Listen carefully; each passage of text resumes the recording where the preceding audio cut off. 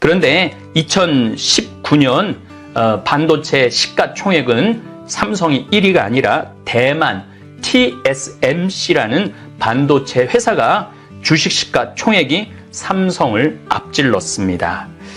반도체는 삼성이 최고라고 생각하고 자부심을 갖고 있었는데 생각지도 않은 대만 반도체 회사가 삼성전자를 앞섰다고 생각하면 왠지 삼성이 내 것도 아닌데 기분이 좋지 않습니다.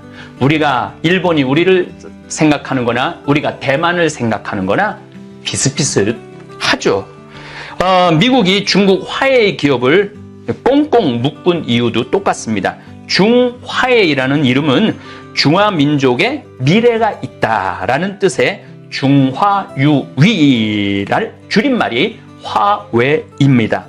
화웨이는 전 세계 140개 나라에 거점을 둔 중국의 대표적인 다국적 IT 기업입니다. 그런데 이 화웨이가 여러 가지 문제가 많은 회사예요. 왜냐하면 미국의 구글에 뭐 여러 가지 아주 반도체 회사의 기술자를 빼다가 그냥 기술을 훔치는 거죠. 우리나라도 삼성 몇몇 엔지니어들이 거기 갔다가 기술 다 뺏기고 쫓겨난 그런 경우가 있죠.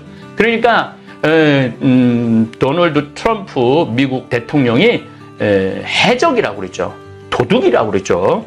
그러면서 만약에 화웨이와 거래하는 기업이나 국가는 우리가 그 나라가 미국에서 사업을 할 수 없도록, 사업을 하지 못하도록 단행을 하겠다. 그래갖고 초강수를 두어서 화웨이를 죽이려고 합니다. 미국이 왜 화웨이에 대해서 그렇게 강력한 제재를 하느냐 하면은 똑같은 거예요. 우리가 일본한테 텔레비전 뺏어오고 그 다음에 무슨 냉장고 뺏어오고 반도체 뺏어오고 조선 뺏어오고 이랬을 때 일본이 우리나라한테 수출 규제를 하는 거나 화이트 리스트에서 제외하는 거나 미국이 화웨이라는 이 IT 기업이 자기네들 턱밑까지 쫓아오니까 꽁꽁 묶는 거나 별반 다를 게 없다는 거예요. 그게 바로 국제 정세고 세계가 그렇게 돌아가는 겁니다. 일본 소니가 삼성전자에게 세계 1등 자리를 빼앗긴 지 10년이 됩니다. 결국 배가 아픈 일본은 대한민국을 가만둘 수가 없었습니다. 그래서 2019년 7월에 한국 경제를 죽이겠다고 전쟁을 걸어온 것입니다. 일본에 대한 요즘 이런 상황은 제가 조금 뒤에 말씀드리도록 하겠습니다. 대한민국은 6.25 전쟁 끝나고 제가 지난 8년 동안 도와주고 있는 잠비아, 필리핀보다 전쟁 끝나고 난 다음에 못 살았어요. 필리핀이 우리보다 훨씬 잘 살았죠. 1960년대, 70년대 한국 사람들은 세계에 나가도 사람 대접 못 받았습니다. 아니 뭐 저도 막 미국 여권할 때 서울 광화문 미국 대사관에 가서 인터뷰했어요. 인터뷰하고 또 미국 들어갈 때 얼마나 까다롭게 1시간, 2시간 기다려갖고 또 거기서 또 세관 통관하고 요즘은 어느 정도로 우리 지금 한국 사람들이 그 세계에서 대접을 받느냐면 미국도 에스타라고 그냥 전자여권 딱 하면은 미국 사람들이 옛날에는 많이 물어봤는데 요즘은 그냥 how long stay here 얼마나 여기 머무를 거냐 그럼 뭐 보름 뭐 왜 할 거냐 그냥 투어 그러면 그냥 통과시켜줘요. 근데 옛날에는 뭐 한국에서 뭘 하느냐 여기를 왜 왔느냐 누구네 집에 머물 거냐 막 얼마나 까다롭게 했는지. 근데 지금은 대한민국은 웬만한 나라는 다 무비자로 한국 사람들을 받아들이잖아요. 그러니까 우리나라가 6.25 전쟁 끝나고 난 다음에 1988년 올림픽 하기 전까지는 세계에 나가도 국민 대접, 사람 대접 못 받았죠. 오죽하면 박정희 대통령이 독일에 간 광부와 간호사 방문할 때 전용기가 없어서 물론 뭐 빌리긴 했지만 미국이 안 된다고 군사 구태타로 한 대통령이 그 군용기 타고 다니면은 세계에서 모범이 안 된다고 못하게 해요. 독일은 가야 되는데 그래서 루프트한자 항공에서 일본에서 홍콩으로 가는 비행기인데 이 한국을 들르죠. 그래갖고 박정희 대통령이 비행기를 타고 홍콩으로, 방콕으로, 뉴델리로, 카이로로, 로마로 프랑크푸르트, 쾰른으로 가는 28시간 만에 독일을 방문했을 정도입니다. 대통령도 그런 대접을 받았던 시기가 있었습니다. 1988년 올림픽 개최하기 전까지만 해도 국제적으로 나라다운 나라, 국민다운 국민 대접을 못 받았습니다. 그런데 2010년이 지나면서, 특별히 2019년을 지나면서 국민소득 2018년에 국민소득 3만 달러, 경제규모 세계 11위, 국력 세계 9위, 그 다음에 군사력도 세계 10위 안에 들죠. 어마어마한 발전을 이룹니다. 대한민국이 한강의 기적. 세계에서도 대한민국에 대한 그 놀라움은 한국을 방문한 사람들은 다 놀래요. 이렇게 시스템이 잘 돼 있는 나라가 세상에 어디 있느냐고. 언론에서는 대한민국이 교육 지옥이다, 취업 지옥이다, 경쟁 지옥이라고 하면서 대한민국을 헬조선, 헬이라는 말이 지옥이라는 뜻이에요. 지옥조선이라고 표현하는데 제 생각은 완전히 다릅니다. 대한민국은 참 자랑스러운 나라고 대한민국 국민들은 위대한 민족입니다. 또 대한민국의 미래는 과연 어떨까? 미래 역시 세계 어느 나라와 비교해도 경쟁력이 뛰어난 나라입니다. 모건 스탠리라든지 S&P라든지 이런 데들도 2045년에는 우리나라가 세계 2위의 경제력 또 선진 국가가 될 거라고 그렇게 많이들 예측하죠. 근데 처음에 그 보도를 제가 이렇게 접했을 때 그 얘기가 나온 지 한 5, 6년 전 얘기예요. 그 얘기가 나왔을 때 약간 좀 믿어지지가 않았어요. 근데 제가 요즘 이렇게 전 세계를 다니면서 유럽이든 미국이든 특히 아프리카든 이런 전 세계를 다니면서 그 예측이, 투자회사들이 예측이 맞겠구나, 이런 느낌이 지금 와요. 이제 대한민국은 당당한 세계를 주도해 나가는 선진국입니다. 그런데 안타깝게도 대한민국은 돈은 많이 벌었는데 국민들이 생활하고 생각하는 수준은 지금 1만 달러 시대를 살고 있는 경우가 많습니다. 중국이 2019년에 1만 달러를 돌파했다고 그러죠. 저는 중국을 이제 가지 않은 게 지금 한 7, 8년 됩니다. 제가 중국을 이렇게 아주 우리 직원들도 데리고 여행도 다니고 중국을 여러 번, 우리 선교하는 신부님들도 여러 번 왔다 갔다 했는데, 제가 중국을 다니면서 이렇게 내 돈 내고 내가 오는데 이렇게 사람 취급받지 못하는 이 나라에 굳이 올 필요가 있는가. 그래서 요즘 중국은 거의 안 갑니다. 지금 대한민국이 아직도 그 1만 달러 수준의 모든 환경 여건은 3만 달러인데 국민들 생각은 1만 달러에 머무르는 그런 경우가 많습니다. 그래서 저는 3만 달러 시대에 우리가 지녀야 할 문화, 생활 수준, 세상을 살아가는 가치관이 바뀌어야 한다고 토요특강을 통해서 계속 말씀드리고 있습니다. 우리의 삶도 바뀌어야 합니다. 제가 가장 강조하는 것 가운데 하나는 국민소득 3만 달러가 넘고 특별히 건강한 먹을거리를 많이 먹는 대한민국 국민들은 이제 100살까지 살 것입니다. 그런데 지금 대한민국 부모들은 자식 대학 졸업할 때까지만 살다가 죽을 것 같은 삶을 살고 있습니다. 그러니까 대충 60살까지만 살 정도로 인생을 설계합니다. 60살 이후부터는 설계가 안 돼 있는 분들이 너무너무 많아요. 국민소득 3만 달러 시대를 살면서도 자식들 학원비, 등록금, 심지어 해외 연수, 유학까지 밑빠진 독에 물 붓듯 쏟아부어서 정작 부모들은 돈은 많이 벌었는데 여유 있는 삶도 못 살아보고 변변한 여행도 하지 못한 채 60을 맞이합니다. 그리고 또 60을 맞이해서도 자식들한테 있는 돈 없는 돈 다 쏟아부어갖고 남은 노년을 가난하게 삽니다.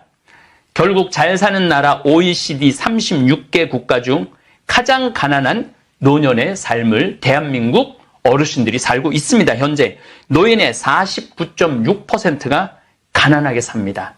이거는 지금 나이 드신 분의 2분 중에 1분은 겨우 먹고 사는 정도입니다. 그 가운데 12% 정도는 완전 거지같이 사는 분들이 12%가 돼요. 뭐 지하방에서 산다든지 쪽방에서 산다든지 이런 데서 사는 분들이 12% 정도 되죠. 제대로 된 집 없이 사는 분들이 이렇게 많습니다. 이런 통계가 나오는 이유는 노년에 쓸 돈을 자식 학원비로 다 날려버리기 때문입니다. 그렇다고 자식이 투자한 만큼의 결과를 내느냐, 대개 그렇게 평생 유치원, 초등학교, 중고등학교 그 학원비를 대고 해외 연수를 보내고 유학을 보내도 대개 아이들이 제대로 된 직장 가지고 제대로 이렇게 사는 경우가 10% 정도밖에 되지 않는다고 합니다. 그러니까 90%는 회사 들어갔다 나왔다가 집에서 놀았다가 편의점 알바했다가 그런 경우들이 많다는 거예요. 그러니까 결국 자식도 불행하고 부모도 불행한 나라가 됩니다. 그래서 정말로 있지도 않은 헬조선이라는 단어를 언론에서 그냥 정말 밥 먹듯이 그런 단어를 아주 서스럼 없이 쓰고 있죠. 어느 한쪽이라도 잘 되면 양쪽 다 잘 살 수 있습니다. 그래서 자식이 잘 되면은 그 자식들이 아직도 우리나라는 효도하는 마음이 정말 극진해갖고 부모님 나름대로 챙깁니다. 반대로 자식은 그냥 학원 안 보내고 그냥 즐겁게 살고 그냥 여기저기 그냥 가벼운 일도 쉽게 취직을 하고 살면은 부모가 탄탄하게 집도 있고 안정되면은 자식도 살 수 있습니다. 근데 자식한테 돈 다 쏟아놓는데 그 자식은 정신병에 걸리고 우울증에 걸리고 엄마는 돈 하나 없고 그러면은 그 집안은 아마 지금 내가 말하는 경우에 걸려있는 집안들도 참 많습니다. 대한민국이 행복하려면, 대한민국에 애를 더 많이 낳고 아이들이 행복하려면은 학원을 없애야 합니다. 공교육이 참 잘 돼 있어요, 대한민국. 이제 내년에는 고등학교 2, 3학년까지 다 무상이에요. 그러니까 초등학교부터 고등학교까지 무상교육이에요. 그러니까 부모들은 사실 돈 쓸 일이 없어요. 그냥 학교만 잘 보내면 돼요. 대한민국이 행복하려면은 학원을 없애야 합니다. 공교육이 잘 돼 있는데 왜 굳이 자식을 학원에 보내서 자식을 품에서 밀어내고 노년의 삶을 거지로 설계를 합니까? 이제 고등학교 올해죠. 고등학교 2, 3학년까지 무상교육이에요. 무상교육. 그리고 내 친구도 학교 선생님이 있지만은 교육제도 참 좋아요. 아이들 시험도 안 보고 이제 중학교 아이들은 1, 2, 3등 가리지도 않아요. 점수 안 매겨요. 아주 이상적으로 교육제도가 가고 있어요. 그런데 문제는 부모들이 문제예요. 부모들이 아이들한테 자꾸 등수를 매기고 성적을 매기고 학원을 보내고 스트레스를 만들고 공부를 못하면은 죄인 취급을 하고 그러니까 공부 못하는 애들이 아무 죄도 진 적이 없는데 계속 엄마들이 내가 너 같은 거 낳고 미역국 끓여 먹은 내가 미친년이다. 그리고 대학 떨어지면 너하고 나하고 접시에 코 박고 죽자. 아니 공부 못하는 게 왜 죄가 됩니까? 저는 그렇게 생각하지 않아요. 사람 도리를 할 줄 모르는 게 죄지 공부를 못하는 건 죄가 아닙니다. 그런데 대한민국은 공부를 잘해야지 출세한다고 생각하고 공부를 잘해야지 행복하다고 생각을 하는 거죠. 그래서 애들을 괴롭히는 거죠. 이러한 원인도 모른 채 대한민국을 헬조선이라고 표현을 합니다. 아마 아이들이 즐겁게 살고 부모 자식이 서로 사랑을 깊이 제가 1월 1일 날 감동이라는 강의를 했듯이 정말 아이들한테 좋은 거, 따뜻한 거, 부드러운 거 나눠주면은 애들도 행복해요. 그 자식 키우는 행복도 느끼고 또 자식들한테 학원비 안 보내면 노년도 행복하게 살고 그러면은 지금까지 무슨 애 낳기 위해서 돈을 200조를 쏟아붓대는데 그런 거 안 쏟아부어도 학원만 안 보내고 부모 자녀가 함께하는 시간을 많이 늘리기만 해도 대한민국 충분히 행복할 거라고 생각을 합니다. 정치인들이 잘못한 부분도 있지만 헬조선이라는 단어가 탄생하는 데는 자식 서울대학 보내겠다는 황당한 꿈에 부푼 부모들이 만들어 놓은 지옥입니다. 저도 언뜻 봤지만은 캐슬 스카이라는 그 드라마를 이렇게 아주 반향을 많이 일으켰죠. 우리 친구 선생님이 그거 강남이나 몇몇 정신 나간 사람들이 그렇게 한다고 그러더라고요. 그 지옥으로 만드는 거죠. 좋은 대학 나와야 좋은 직장 취직하고 돈 많이 벌고 출세한다는 이 공식은 $10,000, 가난했을 때의 공식이에요. 2020년 서울대 경쟁률은 3대 1인데 환경미화원 경쟁률은 23대 1입니다. 턱걸이를 20번 정도 해야지 도전할 수 있다고 그래요. 서울대학 가느냐고 밤 11시, 12시까지 그 큰 책상에 앉아있는 것보다도 그 턱걸이 20번 놀면서 그거 하면서 환경미화원하는 게 더 행복하다는 거예요. 그리고 경쟁률도 23대 1이에요. 굉장히 시사하는 바가 저는 크다고 생각을 합니다. 우리 생태마을 직원들은 많은 경우 고등학교 졸업하자마자 취직을 하는 경우가 있습니다. 우리 직원들 중에 거의 5년 만에 100평짜리 밭이 딸린 집 1억 2천 주고 산 직원도 있어요. 평창에. 또 적어도 우리 집에 한 5년, 고등학교 졸업하자마자 5년 정도 근무한 직원들 이렇게 제가 면담을 할 때 1억 이상 적금 부은 직원들도 많습니다. 취직도 안 되는데 대학 다니면서 4년 등록금 내려고 그러면은 뭐 등록금 내고 뭐 또 지방 대학에 내려가면 기숙사비 뭐 또 저기 이 숙소 이런 거 1억 6천 정도 평균 들어간다고 그래요. 그 대학 갖다 주는 1억 6천을 대학 갖다 주는 것보다 기술 배워 직업을 갖게 하는 게 훨씬 행복하고 안정된 삶을 살 수도 있습니다. 거꾸로 생각하면 대학만 안 가면 20대 후반에 1억 6천 또 자기가 버는 돈 그래서 3억 정도의 돈을 벌 수가 있습니다. 뭐 저는 요즘 제가 평창에 살면서 지난번에도 12월 23일 날 문화예술회관에서 최정원, 남경주 씨, 또 뮤즈, 또 팝스 오케스트라가 공연하고 또 여기 평창에 보면은 이 문화 행사가 많아요. 보면은 또 1월 달에도 또 공연이 또 있더라고요.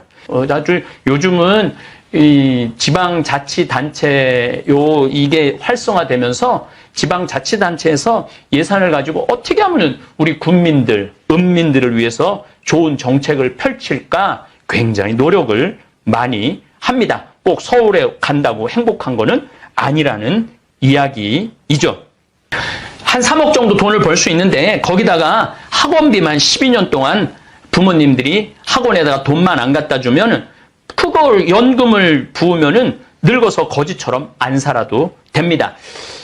연금, 참, 물론 요즘은 이제 국민연금도 잘 돼 있고, 우리 생태마을도 4대 보험 연금을 우리 직원들 다 부어줍니다. 월급 그대로 부어주기 때문에 대충 그 연금 받을 수 있는 액수가 한 20만 원에서 150만 원 정도 연금을 받을 수 있죠. 그 외에도 우리 직원들 이렇게 하는 거 보니까 또 연금을 보여. 한 100만 원씩 한 7년, 한 8년만 부면은 65살부터 또 다른 100만 원 연금이 이렇게 나오더라고요. 그러면은 이 직원들은 뭐 국민연금 나오고 자기가 분 연금 나오면 한 달에 한 200, 한 5, 60만 원 나오면은 노년이 두렵지가 않은 거예요. 그러니까 초등학교 6년, 중고등학교 6년, 14년을 연금을 만약에 여러분들 애들 학원 갖다 주는 걸로 연금을 분다면은 제가 항상 농담 반, 진담 반으로 얘기하지만 애가 취직이 안 돼도 엄마 아빠가 받는 연금으로도 걔 살 수 있어요. 근데 학원 가느냐고 그냥 우울증에 걸리고 그냥 패배의식에 사로잡히고 어디 나가지도 않고 얼굴은 눈을 이상하게 뜨고 쳐다보고 사람하고 어울리지도 못하면은 이거 정말 죽이지도 못하고 살리지도 못하고 기가 막힌 일들이 벌어지는 경우가 참 많습니다. 우리 생태마을에 고등학교 1학년 때부터 남자아이인데 부모님이랑 생태마을 피종온 친구가 있어요. 자기는 고등학교 졸업하자마자 생태마을 취직하겠다고 3년 동안 이야기를 했습니다. 이 친구는 고등학교 졸업하자마자 생태마을에 왔고 지금 한 8개월 정도 근무를 했습니다. 그러니까 우리 생태마을에 취직하겠다고 원서가 이만큼 지금 이력서가 들어와 있는데 걔는 특채. 왜 특채냐면은 3년 동안 내 강의대로 자기는 대학 안 가고 학원도 안 다니고 고등학교 졸업하면 머리도 나쁘고 공부하기도 싫고 엄마 아빠한테 스트레스도 안 받고 자기도 스트레스 안 받고 생태마을 갈 때 딱 준비됐다. 아주 키도 크고 얼굴도 잘 생겼어요.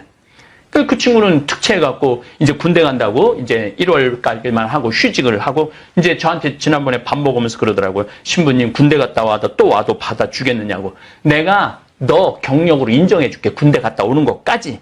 그렇게 이야기를 했습니다. 고등학교 때부터 생태마을 취직을 할 생각을 했으니 학원은 안 다녔을 거고 부모님하고도 성적 때문에 안 싸웠을 거고 이해도 못하는 책 붙들고 스트레스 안 받았을 거고 너도 좋고 나도 좋은 일입니다. 요즘 우리 생태마을은 이제 직원들 채용을 굉장히 젊은 사람들로 많이 바꿔요.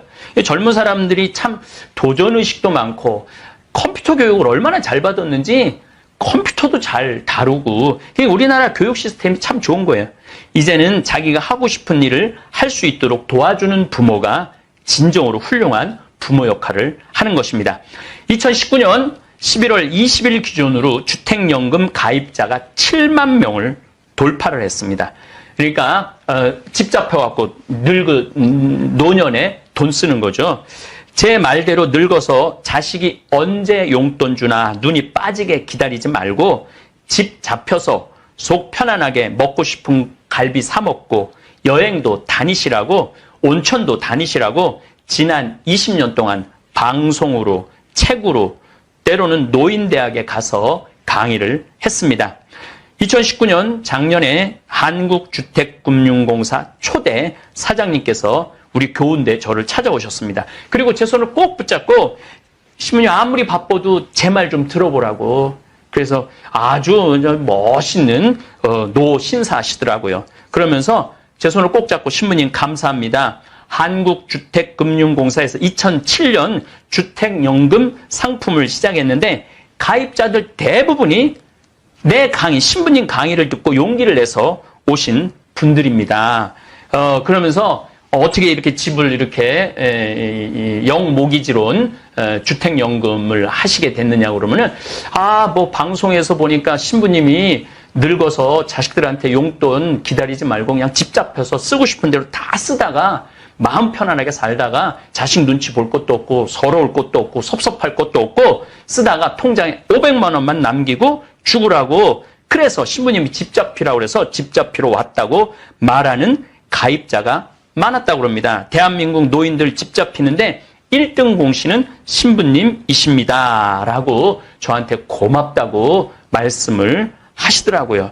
생태마을을 이렇게 찾아오시는 어르신들 가운데 저한테 저를 막 꼭 끌어안고 이런 말 하시는 분들이 많아요.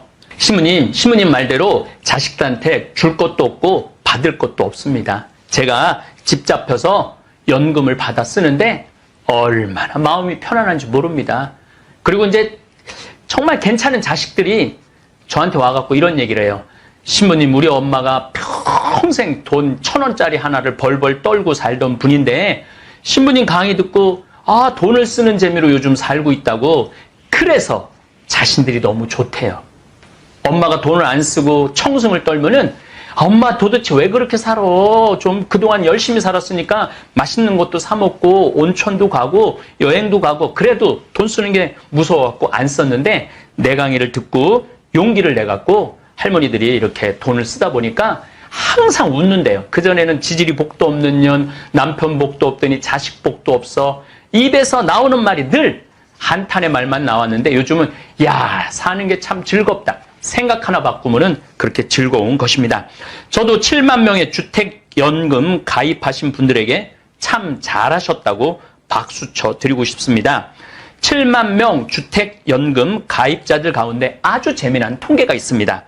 현재 주택연금 받는 최고령자는 114살입니다. 이분은 몇 살에 집을 잡혔냐 하면은 105살에 집을 잡히셨습니다. 조금 105살에 잡힌 건 좀 늦었죠. 이제는 65세인가 60세 주택연금 할 수 있는데 그게 55세로 왜냐하면 되게 50살에 이제 명태도 당하고 구조조정도 당해갖고 50살에 많은 경우 나오거든요. 그런데 집은 있고 현찰이 중요하거든요.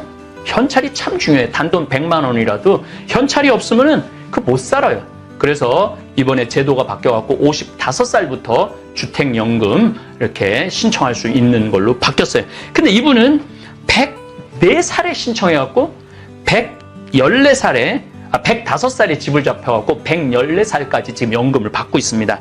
우리는 착각하고 오해하는 게 하나 있습니다. 나이 100살에 무슨 돈이 필요하냐고. 참 이상하게도 나이를 먹으면 먹을수록 돈이 필요 없는 게 아니라 돈이 더 필요합니다. 그리고 놀라운 사실은 어르신이 104살이면 자식은 최소 80살은 되었을 것입니다. 자식도 이미 경제적 능력을 상실한 나이입니다. 그러니까 80살 먹은 자식이 100살 먹은 부모한테 용돈 줄 수 없어요. 근데 100살은 먹었는데 돈을 안 쓰는 건 아니거든요. 결국은 마음 편안하게 자신이 살고 있는 집을 잡혀서 단 하루를 살더라도 마음 편안하게 살겠다는 결론을 내리신 것입니다. 정말 참 잘한 결정입니다. 지금 80살, 90살, 100살 되신 분들도 주저하지 말고 집 잡히세요. 집 잡혀갖고 단 한 달을 쓰더라도 내 집에서 나오는 돈으로 내가 편안하게 쓰고 사는 게 좋은 거죠. 그것도 자식하고 관계도 나중에 좋아집니다. 100세를 살면서 내 인생을 책임질 사람은 오로지 나밖에 없습니다. 지금 60대신 분들 자식들 집 산다고 사업하겠다고 부모님 집 잡혀서 때로는 부모님 집 팔고 부모는 전세로 가. 아니 60살, 70살에 자식 집 얻어준다고 자식 사업한다고 본인이 사는 집 팔고 본인은 전세로 가면은 남은 30년, 40년은 어떻게 살겠다고 그러한 무모한 결정을 합니까? 아이들은 얼마든지 가능성이 있지만은 70살 된 분한테 일을 주는 법은 없습니다. 그래서 귀양 자식 하나 있는 거 물려줄 유산인데 자식 편하게 조금 일찍 주자. 이 순간 여러분들은 남은 40년 인생은 지옥으로 변하는 것입니다. 또 주택연금 최고령 가입자가 107세 어른입니다. 107살에 집을 잡힌 분이 있습니다. 결국 마지막까지 자신의 인생을 책임질 사람은 나밖에 없는 겁니다. 그러니까 인생을 주도적으로 살아가셔야 돼. 자식한테 기대서 살 필요도 없고 남편한테 기대서 살 필요도 없습니다. 내 인생의 주인공은 나니까요. 자식을 키우면서 수고 순환한 사실을 자식들은 모릅니다. 절대 알 수가 없습니다. 1살, 2살, 심지어 10살, 20살 때까지 부모가 먹고 싶은 거, 입고 싶은 거, 보고 싶은 거 다 참아가면서 키운 사실을 자식들은 모릅니다. 저도 마찬가지죠. 우리 어머니가 나 똥오줌 못 가릴 때 그 똥오줌 다 쳐주고 기저귀 채워주고 갈아준 거 저 몰라요. 생각도 안 나요. 근데 그거를 생각하고 그 고생을 하고 되게 요즘 그 신혼에 있는 엄마들이 애 키우는 게 보통 힘든 게 아니에요. 정말로 일은 일대로 해야지, 애는 애대로 봐야지, 잠도 제대로 못 자고 시달리는 경우가 참 많습니다. 정말로 그렇게 내가 고생하면서 자식 키워온 거 이 세상에서 제대로 아는 거는 나밖에 몰라요. 나밖에. 결국 내 희생을 보상할 사람 역시 나밖에 없습니다. 아니 어머니가 나 어렸을 때 기저귀 갈아준 거 나 기억도 안 나는데 그 은혜를 어떻게 보답을 해요. 그냥 막연히 이 어머니로 하여금 우리 아버지로 하여금 내 생명이 자랐고 정말 건강한 가정, 행복한 가정에서 저 같은 경우는 정말 좋은 부모님 만나갖고 정말 행복하게 좋다는 건 다 먹고 그렇게 자란 케이스이기 때문에 그냥 감사하고 고마운 거지 일일이 다 알지는 못해요. 저 역시. 일일이 다 아는 건 본인밖에 없습니다. 제가 이제까지 만난 분들 가운데 온갖 희생을 늙어서 그 어떤 보상도 효도도 받지 못하는 분들은 자기 인생을 잘못 살았다고 대부분이 후회를 해요. 그런데 늙어서 덜 고생하고 조금은 편안하게 기쁘게 살면 자식한테 오는 섭섭함도 덜합니다. 그러니까 우리가 자식들 원망하고 내가 인생 헛살았다고 그러고 그런 것들을 보면은 되게 다 내준 분들이 그리고 돌아오지 않을 때 그런 원망을 하는 거죠. 다 내주지 마세요. 이제는 시대가 바뀌었어요. 그리고 여러분들 조선시대에 부모가 모든 걸 다 내주고 죽는 나이가 46이었어요. 근데 지금은 60에 다 내주고도 100살, 40년 인생이 짧은 인생이 아니에요. 제가 늘 드리는 말씀이지만 40년 인생이면 초등학교, 중고등학교, 대학을 2번을 다닐 수 있는 인생이에요. 그 어마어마한 인생이 남아있고 그 소중한 인생을 소중하고 기쁘게 살아가야지 저는 대한민국이 행복하다고 생각을 합니다. 일본 두 번째 강의하도록 하겠습니다. 한 국가가 발전할 것인지 망할 것인지를 결정하는 요인이 여러 가지가 있는데 그 나라가 이 나라가 앞으로 발전할 거다 안 발전할 거다 요인을 먼저 알아보면 첫 번째가 교육입니다. 교육. 물론 한국은 경쟁 1등 스카이 서울대 고려대 연세대 최고의 대학만 골라내는 교육 시스템을 지향하는 교육이라는 치명적인 단점이 있습니다. 그런데 사실 대한민국 교육제도는 이미 좋은 방향으로 많이 발전해 가고 있습니다. 문제는 학원을 보내는 부모들 때문에 전인적인 교육을 할 수 없는 것입니다. 지금 청소년이 문제라고 하지만 제 생각에는 집안에서 문제를 일으키는 자식 뒤에는 반드시 문제의 부모가 있습니다. 골칫거리나 문제의 아이는 없습니다. 아마 여러분들 아실 거예요. 태어날 때 흰 눈동자 95%, 까만 눈동자 5% 째려보면서 태어나는 아이는 없습니다. 그리고 아이들은 하루에 200번 이상 웃습니다. 이러한 순수한 아이들에게 웃음을 빼앗는 것은 욕심에 가득 찬 부모들 때문에 아이 인생에서 웃음을 빼앗는 것입니다. 태어나자마자 세상 구경하러 나왔는데 창가에 가나다라, 기역, 리을, ABCD 이런 거 붙여 놓는 순간부터 아이들은 웃음이 빼앗기는 것입니다. 어쨌든 온 국민이 태어나서 청년이 될 때까지 이렇게 철저하게 교육을 잘 받는 나라는 아마 세계에서 대한민국이 유일한 나라일 것입니다. 그래서 오바마 대통령 때도 대한민국 교육제도를 닮아야 된다고 그렇게 부러워했던 것입니다. 특별히 며칠 전 세종대왕과 세계에서 가장 정교한 시스템으로 물시계, 자경루를 만든 장영실의 우정을 그린 영화 천문을 보면서도 가슴이 뜨끈뜨끈했습니다. 하늘에 물어본다. 천, 하늘, 천, 물을 문자. 그래서 천문이라는 영화 제목을 만들었는데 저는 광화문 광장에 가끔 교보문고에 들를 때 서울에 광화문 광장을 가는데 항상 세종대왕님의 동상에 가서 깊은 절을 합니다. 이건 그냥 제가 저절로 가서 하는 거예요. 그 이유는 바로 한글을 만들어 주셨기 때문입니다. 조선에 사는 사람이면 누구나 다 양반이든 쌍놈이든 읽을 줄 알고 쓸 줄 아는 한글을 만들어 주셨습니다. 지금도 전 세계 언어학자들이 세계에서 가장 뛰어난 글자는 한글이라는데 만장일치로 동의를 합니다. 대한민국이 이렇게 잘 살게 된 첫 번째 근원은 바로 한글 때문입니다. 문맹률 1%밖에 안 되는 나라는 전 세계에서 대한민국밖에 없을 것입니다. 이 한글을 온 국민이 다 알기 때문에 정보가 온 국민이 공유할 수 있는 것이죠. 어느 누구나 하루만 집중해서 배워도 읽을 줄 알고 쓸 줄 아는 이 한글을 바탕으로 한 교육이 바로 대한민국을 이렇게 빠른 시간 안에 선진국으로 만들어 준 것입니다. 지금 유엔에서 문자가 없는 나라들에게 제공하는 문자는 바로 한글입니다.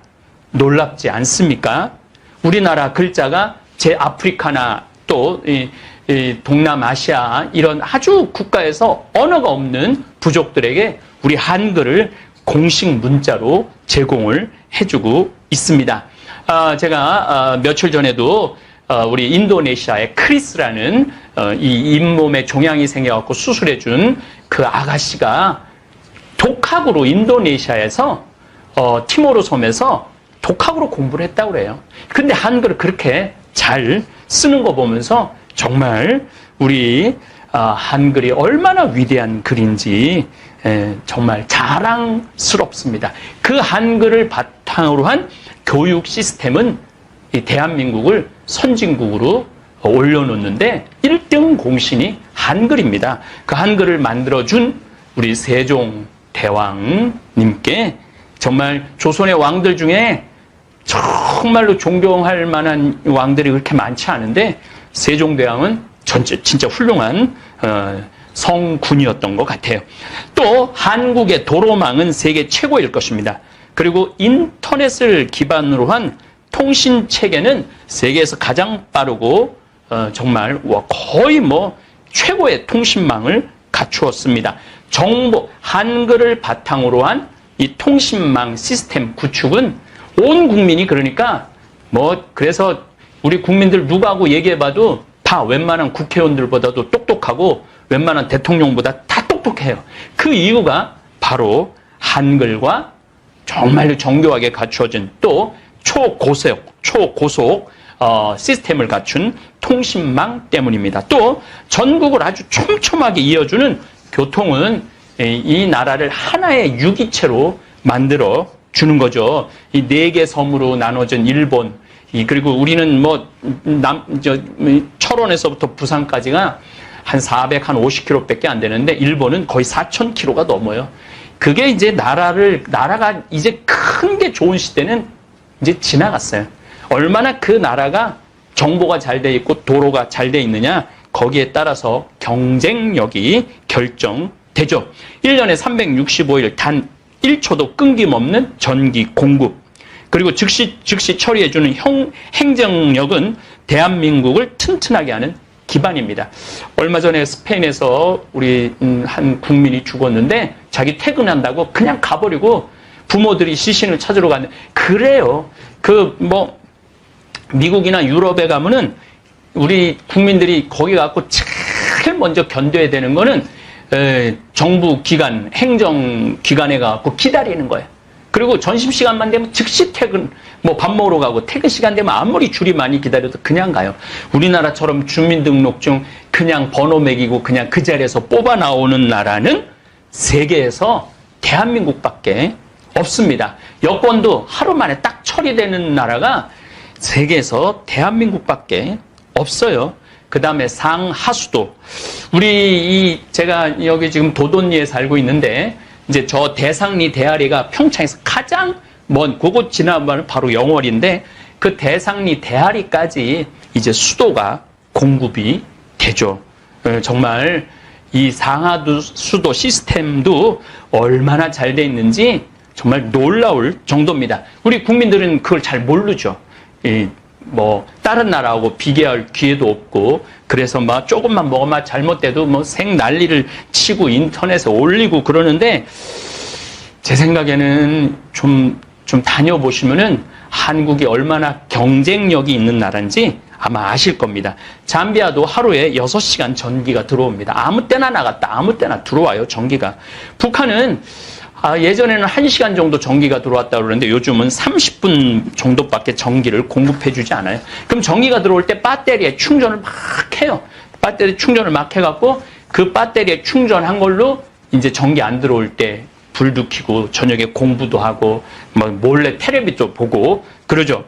한 나라가 발전하려면은 도로, 교통, 통신, 전기, 상하수도, 그리고 완벽한 행정 시스템, 그 다음에 민주주의 결정 구조, 이런 것들이 받쳐주지 않으면 아무리 많은 지원을 해줘도, 제3국에 아무리 많은 지원을 해줘도 밑독 빠진 항아리에 물 붓기 식입니다.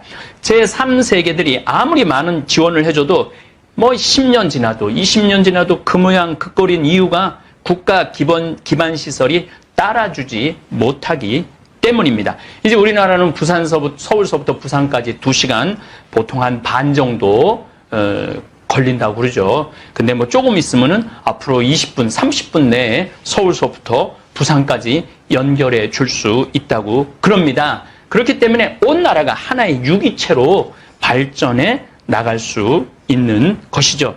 대한민국은 6.25 전쟁 끝나고 단 50년 만에 이 모든 시스템을 세계 최고의 수준으로 갖추어 놓았습니다. 제가 이제까지 거의 100개 나라를 다녀봐도 우리나라처럼 사회 기반 시설이 잘 갖추어지고 테러 없고 분쟁 없는 나라가 드뭅니다. 지금 유럽의 프랑스 같은 경우는 지금도 데모를 하고 그냥 파업을 하고 그냥 막 우리 1987년에 했던 그런 거 똑같이 화염병을 던지고 우리가 부러워하는 프랑스라는 나라도 지금 그런 민족적인 갈등. 제가 저와 함께 떠나는 성경 여행 때 지금 유럽이 얼마나 지금 인종적인 갈등이 많은지 말씀을 드렸어요. 지금 유럽 국가들은 애들을 낳지 않고 노동력이 떨어지기 때문에 지금 이슬람 국가, 중동 국가에서 막 피난 오는 사람들, 이런 사람들을 막 받아요. 그래갖고 인종이 막 섞여갖고 서로 잘 화합하고 살면 다행인데, 이게 뭐 차별을 준다, 뭐 이래갖고, 지금도 그런 갈등이 있죠. 북한 역시 발전할래야 발전할 수가 없는 시스템입니다. 요즘 사랑의 불시착이라는 드라마가 있는데, 북한의 상황을 아주 유머러스하게 잘 표현한 드라마입니다. 기차가 가다가 서는데, 19시간을 기다려야 되고, 수시로 전기가 나가고, 암시장이 시장을 장악하고, 공산당 간부들이 뇌물로 자기 배를 채우는 장면들은 북한의 상황을 잘 표현하고 있습니다. 생태마을에도 탈북자 한 분이 6년째 우리 생태마을에서 근무를 하고 있는데, 그 형제는 북한에서 간부 출신이었어요. 농장 100명을 이렇게 지도하는 간부 출신이었는데, 그 형제와 이야기를 나눈 대부분의 북한의 일상을 아주 그대로 잘 표현한 게 사랑의 불시착이라는 드라마입니다. 거기서 지난번에 잠깐 강릉 갔다 오면서 이 얘기 저 얘기 하다가 보니까 제가 또 북한은 대개 기차가 전기로 가는 거예요. 그런데 뭐 창문 없는 거는 그건 당연한 거고, 기차에 창문이 붙어 있질 않다고 그래요.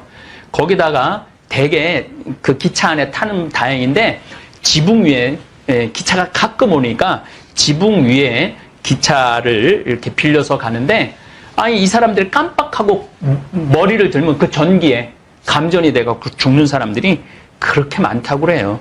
정말 참 북한이 평양과 북한 최전선을 주무대로 삼는 내용이라, 우리 탈북자는 함경 북도 신의 쪽에서 탈북을 했는데, 거기는 상황이 정말 지금도 그렇게 비참하다고 그래요.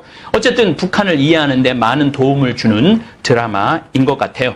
북한이 개방을 한다 해도 인권이 보장되고 사람이 행복한 나라로, 사람이 살기 행복한 나라로 발전하는 데는 아마 제 생각에는 30년, 50년 한참 걸릴 겁니다. 1인 독재 시대는 아무리 발전할래야 발전할 수가 없게 돼 있습니다. 구조적으로. 자꾸 정권이 바뀌어야지 나라는 발전하게 돼 있는 거죠. 세계 역사를 들여다보면은 1800년, 물론 1600년부터 시작됐지만은 대항해 시대라고 그러죠. 또 1800년부터 1, 2차 세계대전이 벌어질 때는 제국 시대입니다. 제국. 여러 나라를 정복하는 식민지 시대라는 얘기입니다. 2차 세계대전을 끝으로 각 민족을 중심으로 독립을 합니다. 그때 우리나라도 독립을 했죠.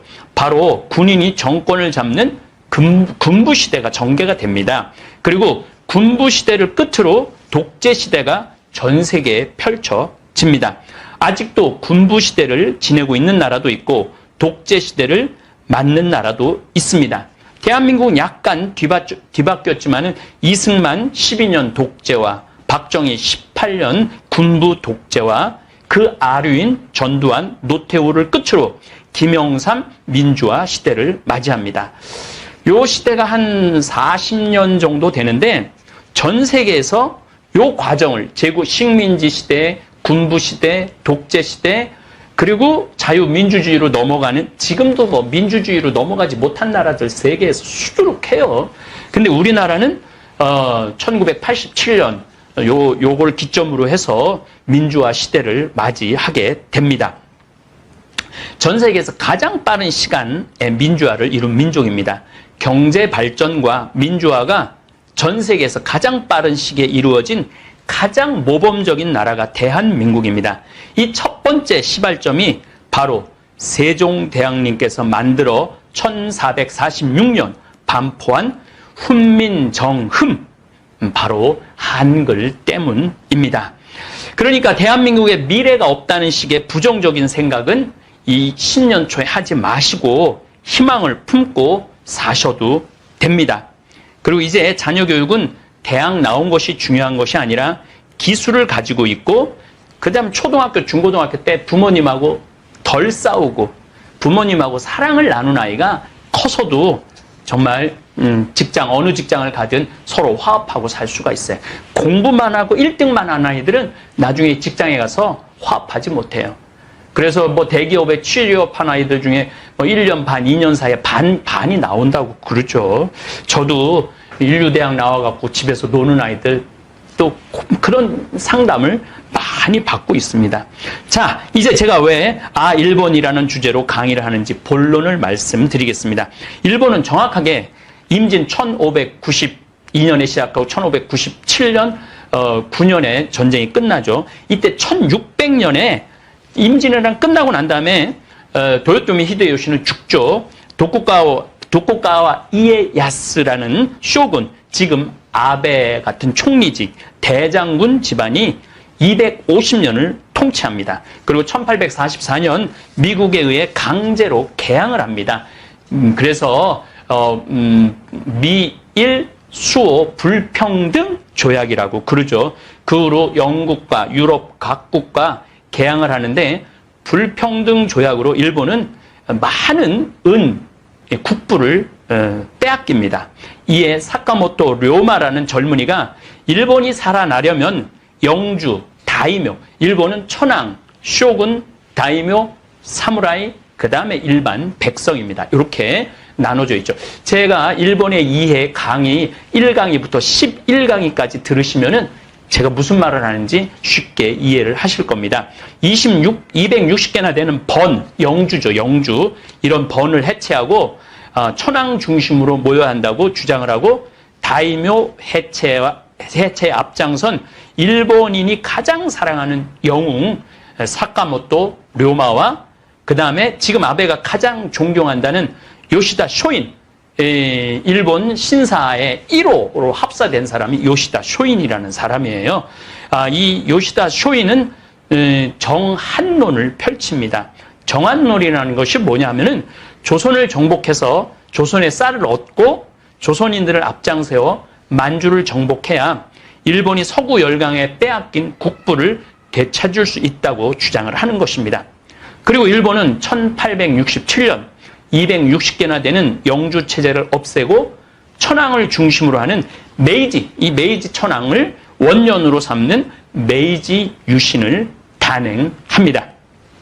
이때부터 유럽과 미국의 발전된 산업과 법을 받아들이고 그 힘으로 일본이 살아나려면 조선을 정벌해야 된다는 요시다 쇼인의 정한론을 따른 결과로 1910년 조선을 강제 병합합니다.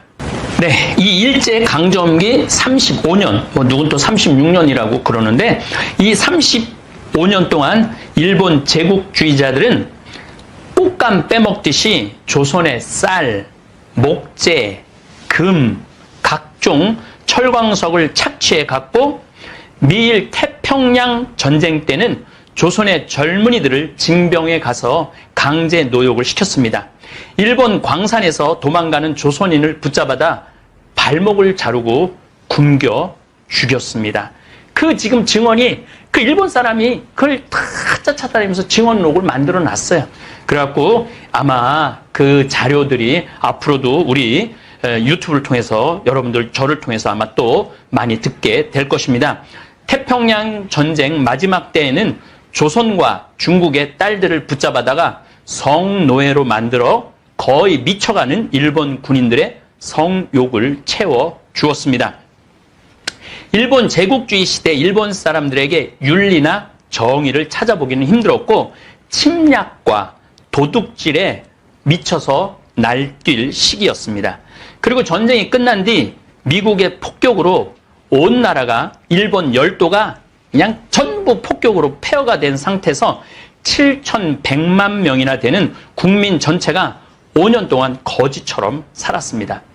그런데 일본 참 참 일본 생각하면은 정말 속이 답답할 때가 한두 번이 아니에요. 그렇게 거지같이 살다가 6.25 전쟁이 일어나면서 미군은 모든 물자, 군수 물자를 일본에서 생산을 합니다. 공장문을 전부 다 닫으라고 그랬다가 전부 다 공장문을 열게 해 주죠. 거지가 된 나라가 한반도의 남북 전쟁 때문에 갑자기 돈방석에 앉게 됩니다. 그리고 끝도 없는 경제 발전을 하다가 1980년대에 이르러서는 경제 규모가 거의 미국을 위협할 정도로 커졌습니다. 이에 위기를 느낀 미국은 1985년 뉴욕의 그 센트럴 파크, 뭐 우리가 중앙공원이라고 그러는데 거기 바로 옆에 있는 뉴욕 플라자 호텔에 독일, 프랑스, 영국, 일본을 불러다가 환율 조정할 것을 강제합니다. 일본은 이 1985년 플라자 합의부터 국가적 재앙이 시작이 됩니다.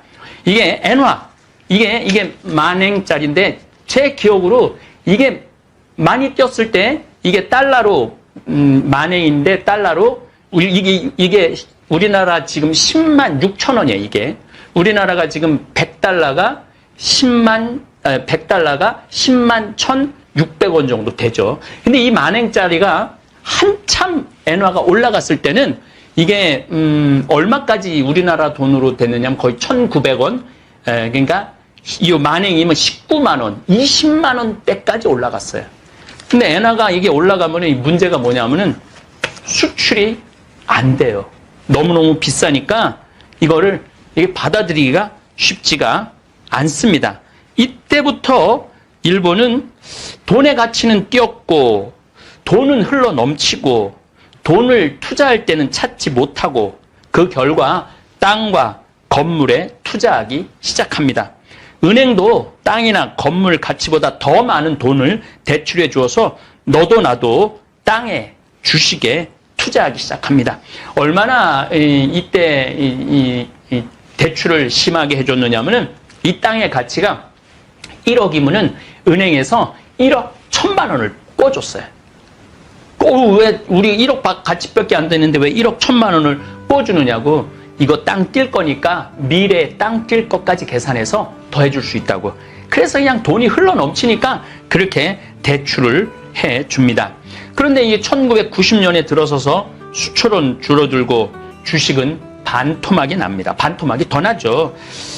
무려 이때부터 일본은 성장 없는 20년에 걸쳐 일본은 치명상을 입습니다. 유튜브 우리 구독자님들, 내가 지금 사는 아파트가 6억을 했는데 어느 날 갑자기 1억으로 떨어진다면 여러분들 마음은 어떻겠습니까? 그리고 6억 하던 게 1억으로 떨어지면은 이거 회복하는데 내가 보기에는 지금 일본은 아직도 그 회복기에 들어서 있어요. 지금도 아직도 안 갚았어요. 지금도. 이 만원을 믿으면 안 돼요. 만원을 믿으면. 그리고 또 한 가지 중요한 거. 수의해놨는데 지금 6년 전이가 7년 전에 600만 원인가 700만 원짜리 두 분 수의해놨는데 그거 지금 죽지도 않고 그 장롱에서 썩고 있어. 썩고. 제발 그런 짓 하지 마세요. 수의는 왜 안 한? 내가 지금도 그래. 그 600만 원 거 갖고 먹는 거 사 먹었으면은 무지하게 사 먹었을 거야. 동네 할머니들 다 사주고 멋있게 살았을 거야. 그런데도 어떻게 죽지도 않을 거면서 그런 거 해도. 우리 어머니 아버지는 뭐 제가 이거 장담하는 건 좀 그렇지만 지금 근력으로는 최소한 10년은 더 사세요. 그러니까 20년 후에 죽을 수의를 이른해 해둔다는 게 말이 돼요? 안 되는 거지. 그러니까 우리 할머니들 외로우니까 동네에서 막 뭐 화장지도 주고 뭐 바가지도 주고 그냥, 그리고 결정적으로 한 방에 그냥 싹 해가는 거 뭐 비싼 거 하나 다 그냥 사기당하고 그러는 거야. 참, 그래서 공부해야 되는 거예요. 그래서 정규학교가 필요해야 되니까 4년제.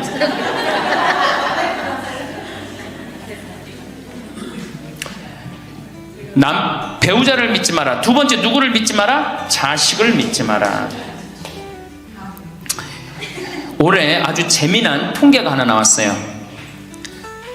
자식을 고생해서 이 자식을 다 키웠잖아요. 자식이 생활비로 지원받는 게 70 넘은 부모님들이 자식한테 1년 동안 생활비 지원받는 게 100만 원이야. 100만 원. 40%의 부모님들이 자식한테 1년에 100만 원 지원받아요. 100만 원 지원받으면 한 달에 얼마일까요? 7만 원도 안 돼요. 8만 원, 8만 원. 대학 졸업한 자식이 지원해 주는 건 얼마일까요? 대학 졸업한 자식이 146만 원이에요. 대학 졸업한 자식이. 그러니까 대학 졸업한 자식은, 대학 안 졸업한 자식은 9만 원 정도 부모한테 대주고, 대학 졸업한 자식은 11만 원, 2만 원 정도 대주는 거예요. 대학 보내나 안 보내나 늙어서는 어떻게? 똑같아. 그러니까 내가 자식 대학 보냈다고 호강할 거다, 그런 생각하지 말라는 거예요. 자식들이 투자는 저희에게 맡기시고 당신은 인생에 투자하십시오. 딱 쪽박 차기 쉬운 얘기예요. 지금 시대가 어떤 시대인데. 그래서 노년은 투자하는 시기가 아니라 뭐 하는 시기야? 관리하는 시기예요. 투자하는 시기가 아니라 관리하는 시기야. 노년은. 그러니까 우리 할머니들은 내가 가지고 있는 거 얼마나 관리하느냐에 따라서 삶이 결정돼요. 그리고 이 투자라는 거 재미난 얘기 하나 해줄게요. 또 자, 미국이 인베스트 뱅크라고 그래요. IB 은행이라고 그래요.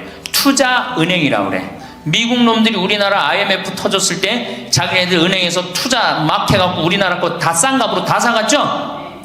그 놈들 지금 어떻게 됐어요? 지금 미국이 어떤 꼴 나요? 10년 전 우리나라 꼴 똑같이 나왔고 나라 도산하게 생겼어요. 미국이. 투자라는 건 위험한 거예요. 투자라는 건. 이게 자본주의가 결코 좋은 게 아니에요. 자본주의가. 이 도둑놈들이지. 돈 모아갖고 가난한 거 뺏어갖고 열심히 일궈놓은 거 다 뺏어가고, 이게 현대 자본주의야. 좀 어려운 얘기하면 신자유주의라는 거야. 이건 뭐 알 필요도 없지만 하여튼 굉장히 나쁜 거예요. 미국 놈들이 주장했던 거고. 누가 반대한 거야? 요한 바오로 2세 교황님이 철저하게 반대하고, 지금 베네딕토 16세 교황님도 철저하게 반대한 게 바로 신자유주의예요. 신자유주의라는 게 뭐냐? 미국에 돈 많은 놈들이 우리나라 회사 살 수 있는 거, 그게 신자유주의예요. 그러니까 이 벽을 없앤 거예요. 나라의 벽을 없애갖고. 그런데 그 놈들이, 투자한 놈들이 지금 어떻게 됐어? 쫄딱 망하게 생긴 거예요. 그러니까 지금은 어디든 내가 가지고 있는 걸 잘 관리하는 게 훨씬 중요한 거예요. 우리 할머니들 지금 뭐 어디 땅 사갖고 땅값 뛰면 뭐 하려고. 내가 아파트 지금, 내가 어떤 할머니를 보니까 83살인데 판교에 청약을 했어. 판교에 청약을. 그럼 83살 먹은 할머니가 판교에 청약한 이유는 오로지 뭐 하나야? 자식한테 물려주려고 그러는 거. 왜? 10년, 뭐 지금은 또 제도가 바뀐다고 그러지만 10년 동안 그 판매를 못하게 돼 있어요. 아파트를 한번 사도. 안타까운 거죠. 그거 할 돈 있으면 10년 동안 할머니 시큰 쓰다 죽어야 되는데, 죽으면서까지 누구 생각하는 거? 우리는 자식들 생각하는 거야. 참. 근데 그 자식들이 그런 부모를 안 하냔 말이야. 아까 시 읽은 것처럼 자식 위에 쓰는 돈은 아낌없이 쓰건만은 부모 위에 쓰는 돈은 하나둘씩 따져보네. 자식들의 손을 잡고 외식함도 잡건만은 늙은 부모 위해서는 외출 한번 못하도다. 또 얘기하잖아. 애완동물 병이 나면 가축병원 달려간다. 그러니까 우리 할머니가 10번째라고. 맞아요. 그 자식들한테 뭘 그렇게 해 대냔 말이야. 제발 그러지 마세요. 다 쓰다가 남으면 누구한테 갖다 줘? 한시모님한테 갖다 줘. 한시모님한테. 한시모님한테 갖다 주기 싫으면 나한테 갖고 오든지, 아니면 나한테 갖고 오기 싫으면 어디에 갖다 줘? 복지시설에 갖다 주고 돌아가세요. 자식한테 주지 말고.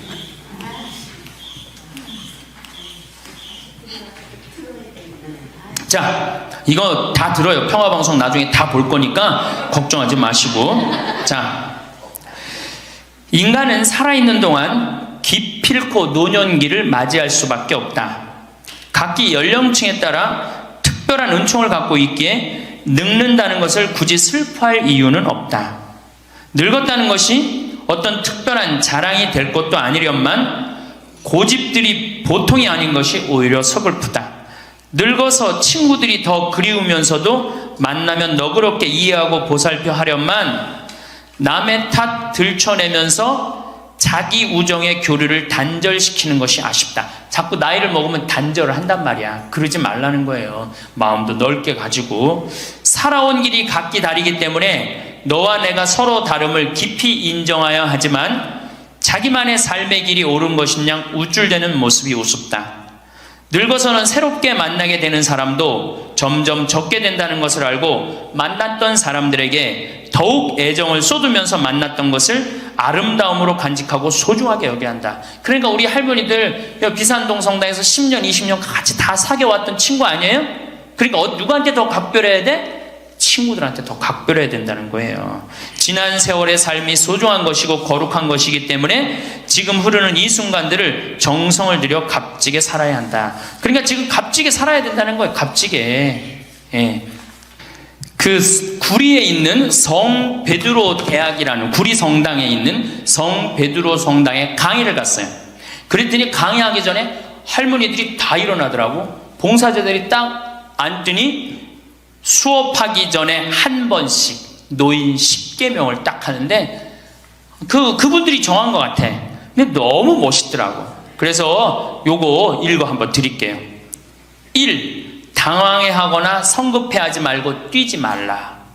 나이를 먹으면 자꾸 당황할 때가 많죠. 그렇죠? 그리고 막 여기 할머니들 여기 와갖고 방이 어딘지 모르고 막 옥상으로 올라가는 할머니들도 있어요. 그런데 그럴 때 어떻게? 당황해하지 말고 성급해하지 말고 물어보면 돼. 근데 나이를 먹으면 자꾸 당황하라고 성급해. 그리고 안 되면 그 다음에 신경질을 부려요. 왜 이러느냐고. 할머니들 아까 저 밑에서 여기 위에 올라올 때 힘들었어 안 힘들었어요? 그 여기 모든 할머니들이 우리 계단에 올라올 때 막 승질을 내. 힘들다고. 이렇게 꼭대기에 있느냐고. 관광버스 여기까지 끌고 올라오지 왜 우리를 저기 밑에서 내려놓냐고. 힘들면 쉬었다가 올라오고 힘들면 쉬었다가 올라오고 힘들면 쉬었다가 올라오면 되지. 그러니까 절대 당황하지 말라는 거예요. 두 번째, 자식이 무엇을 해줄까를 기대하지 말라. 참 좋은 얘기 같아. 그러니까 할머니들이 서서 이걸 다 외우더라고. 자식이 뭘 해줄까 기대하지 말라. 거지근성을 버리라는 거예요. 거지근성. 누가 날 해줄까. 돈 제일 많이 깔고 있는 건 누구? 할머니 할아버지들이 제일 많이 깔고 있는 거야. 근데 그거를 쓰는 방법을 모르는 것 뿐이죠. 이제 쓰는 방법을 배우세요. 내일 은행에 가갖고 잡히세요.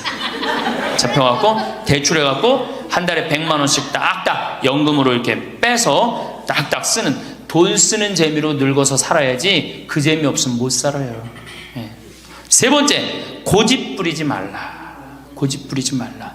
60년 70년 살아온 가닥이 있잖아요. 그렇죠? 그러니까 그 경험을 절대 포기하지 않는 거예요. 그러니까 새로운 걸 안 받아들이는 거지. 예, 고집 피는 할머니들 많죠. 네 번째, 시샘하지 마라. 왜 이렇게 또 욕심이 많아? 나이 먹으면 그냥 옆집 할망구가 뭐 아들이 와서 뭐 했다고 그러면 그냥 참 속에서 그냥 부글부글 끓죠. 예, 시샘하지 말라. 다섯 번째, 공치사하지 말라. 이것도 참 좋은 것 같아요. 공치사. 내가 니네들 어떻게 키웠는데, 내가 니네들 어떻게 키웠는데, 아플 때 업어서 밤에 이 약국에 달려가고 막 두들겨갖고 내가 너를 어떻게 키웠는데. 그냥 대동아 전쟁부터 뭐 이렇게 할 얘기가 많아. 얘기만 하면 그냥 대동아 전쟁에 시집와갖고 고생한 얘기, 6.25 전쟁 때 피난 간 얘기, 전쟁 끝나고 나는데 똥구멍이 찢어지게 가난하게 고생한 얘기, 그냥 줄줄이 그냥. 어떤 할머니는 비산동에 있었던 그 할머니는 아마 돌아가셨을 거야. 굉장히 나이 먹은 할머니인데 고해소에 들어오면요, 3공학에 잘못한 거, 4공화국에 잘못한 거, 5공화국에 공화국별로 죄를 고백해요. 그런데 이 할머니는 죄의 본질은 뭐야? 이렇게 힘들게 내가 살아왔는데, 내가 자식 하나를 키웠는데 이 자식이 너무너무 속을 썩여갖고 지난주 너무 속상해갖고 주일미사를 빠진 거야. 죄는 주일미사를 빠진 건데 이 주일미사 빠지는 과정을 3공화국부터 설명을 해야 돼. 3공화국, 4공화국, 5공화국. 그런데 다음에 또 고해성사 보면 신부님 내가 3공화국 때, 4공화국 때, 5공화국 때 꼭 얘기를 해요. 변함없이 1년 365일 고해소에 들어오면 내가 외워. 그래, 저 할머니가 하면 그래 3공화국 때 뭐 이승만 때 뭐 똑같이 해요. 다 외워 내가 끝까지. 예, 그러지 마세요. 예, 공치사하지 말라는 거야. 내가 옛날에 너희들을 어떻게 키웠는데. 애들은 뭘로 들어? 그 잔소리로 들리는 거야. 잔소리로. 그리고 과거를 얘기하는 건 불행한 거예요. 미래를 얘기해야 돼요. 미국에 할머니 한 분이 99살에 대학을 들어갔어요. 경영학과를 들어갔어요. 102살에 졸업한대요. 네 할머니 꿈이 뭔지 알아요? 102살에 졸업해갖고 취직해갖고 그거 버는 돈으로 아프리카의 어려운 애들 도와주는 게 꿈이야. 이 할머니는 99이라도 나가보기에는 할머니 아니에요. 대학생이지.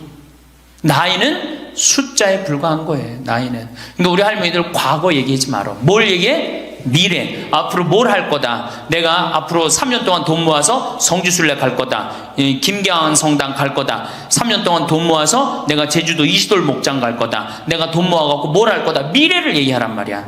과거 얘기하지 말고. 심지어 우리가 다 살았는데 다 살긴 뭘 다 살아. 아직도 20년 30년 남아있는데. 여섯 번째, 날마다 샤워하라. 이것도 참 멋있는 것 같아. 날마다 샤워하라. 안 씻고 사는 할머니들 많죠? 그렇죠? 근데 날마다 샤워하는 거 참 좋은 것 같아. 날마다 속옷을 갈아입어라. 그렇죠? 그러니까 항상 깨끗하게 살라는 거예요. 항상 깨끗한 옷, 이쁜 한복 이런 것도 입고 곱게 좀 있으라는 거야. 맨날 이건 뭐 몸빼바지 비슷한 거 입고 그냥 돌아다니지 말고 파마도 좀 이쁘게 하고. 그러니까 내가 항상 하는 얘기 아니야. 여기 온 할머니들 지금 딸이 있는지 아들이 있는지 금방 구분이 돼. 아들만 있는 할머니는 어때? 파마를 어떻게 하고 와? 철모 뒤집어 쓴 것처럼 해고 와요. 아들만 있는 할머니들 몇 있어 지금 그런 할머니들. 예. 자기 아들은 엄마가 파마를 철모 뒤집어 쓴 거 했든지 뭐 했든지 관심 없어요. 딸이나 돼야지 엄마 그 좀 염색도 좀 하고 웨이브도 좀 이렇게 주고 그러라고 그러지. 이 여덟 번째, 많이 듣고 조금만 말하라. 많이 듣고 많이 들으라는 거니 공부하라는 얘기예요. 공부. 제가 내일 이제 그 얘기는 드릴 거예요. 그 다음에 아홉 번째, 많이 움직이고 많이 걸어라. 이 굉장히 중요해요. 나이 먹으면 자꾸 근육이 땡기기 때문에 걷고 싶어 안 걷고 싶어요? 안 걷고 싶죠? 그러니까 안 걷고 싶으니까 그냥 집에서 참 쪼그리고 앉아있어. 쪼그리고 앉아있으면 굳는 거예요. 그대로 굳어버리는 거예요. 쪼그리고 앉아있으면. 그러니까 가능한 한 많이 걸으라는 거야. 그러니까 성당 평일미사 열심히 다니세요. 그냥 다닐 수 있을 때까지 다니시는 게 좋은 거예요. 그러니까 우리 할머니들은 지금 이 나이에 비산동 성당에 어르신 성경대학 나와서 배우지, 평일미사 나오지, 성경대학 나오면 밥 주지, 친구 있지. 아, 하느님 믿어서 받는 은총이 어때요? 정말 엄청난 거예요. 그런데 하느님한테 죽을 때 안 바치고 죽고 누구한테 주고 죽으려고 그래?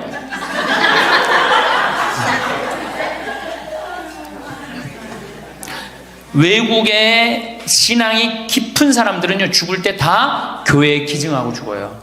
신앙이 깊은 사람들은 자식한테 물려준다는 생각이 없어요. 우리나라처럼 이렇게 자식한테 매이는 나라가 없어요. 열 번째, 이게 이제 그 얘기를 딱 해내. 욕심을 줄이고 나누어 주어라. 욕심을 줄이고 나누어 주어라. 계속 나눠 주고 이제 얼마 안 남았는데 뭘 그렇게 끌어안아? 계속 나눠 주라는 거예요. 계속. 그래서 이게 우리 할머니들, 제가 우리 할머니들 보면은 어디 잔치집에 가면은 뭐부터 챙겨? 음식 싸가려고 그러죠? 욕심 피는 거예요. 음식 싸가려고 그러고 하나라도 더 가져가려고 그러고. 아니 지금 가지고 있는 거 고아원에 떡 한 번 갖다 주고 무료영론에 밥 한 번 더 갖다 주는 게 지금 급선무지. 내가 싸갖고 가갖고 그거 다 상한 거 뭐 하려고 먹어. 그러니까 우리 할머니들 어르신 성경대학에 전심 줘야 안 줘요? 주죠? 1년에 보통 며칠 정도 얻어먹어요? 한 40일? 한 달에 4번 정도 먹으니까 방학 있고 그러면 한 40일 정도 얻어먹죠? 40일 얻어먹으면 양로원에, 무료 양로원에 가서 밥 한 끼 대접해야 될 거 아니야. 어르신 성경대학이 먹고 땡! 그렇지? 먹고 땡이죠?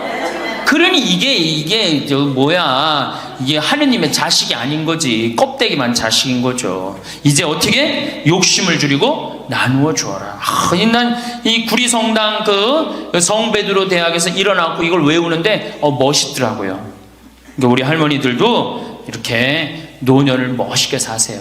내일은 노년을 어떻게 하면 멋있게 사느냐, 정말 내일은 제대로 제가 내일 말씀을 드릴 거예요.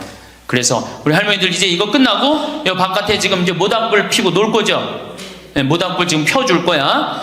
그 모닥불 피면은 자, 우리 젊은 사람들한테 이 남은 이 지금 30년, 40년이 소중해? 지금 10년 남은 할머니들이 소중해? 10년 남은 할머니들은 소중해지? 그러니까 오늘 밤에 모닥불 펴줄 테니까 이 밤을 불살르라고. 예? 원 없이 그냥 즐겁게 노시라고. 예? 본당 신부님도 온다고 내가 통화했으니까 이 밤을 불살르고 즐겁게 보내세요. 아까 보니까 벌써 춤추고 노래하는 할머니들이 있는데 그렇게 사셔야 된다는 거예요. 제발 자식 걱정하지 말고. 자식 걱정한들 해결해 줄 수도 없고 자식의 마음에 담지도 않아. 근심 걱정 다 털어버리고 어떻게? 모닥불 펴놓고 이 밤을 불살르시기 바랍니다. 감사합니다. 지난주에 앤더슨 시 코리아라는 뉴욕의 정형외과 의사가 벼락 맞은 얘기를 했습니다. 벼락을 맞아서 죽었더니 몸에서 영혼이 빠져나와서 자기 시신을 장모님이 쫓아내려와서 울고불고 하고 이 사람아 죽으면 어떻게 하나? 그런데 자기 시신을 보고 있는데 정작 본인은 하나도 안 슬프더라는 거예요. 그러니까 죽은 영혼은 여러분들 슬프지 않아요. 죽은 영혼은. 그러니까 여러분들 죽은 영혼을 위해서 너무 슬퍼하는 것도 죽은 영혼 멋쩍게 만드는 거예요. 네. 누구한테 맡겨?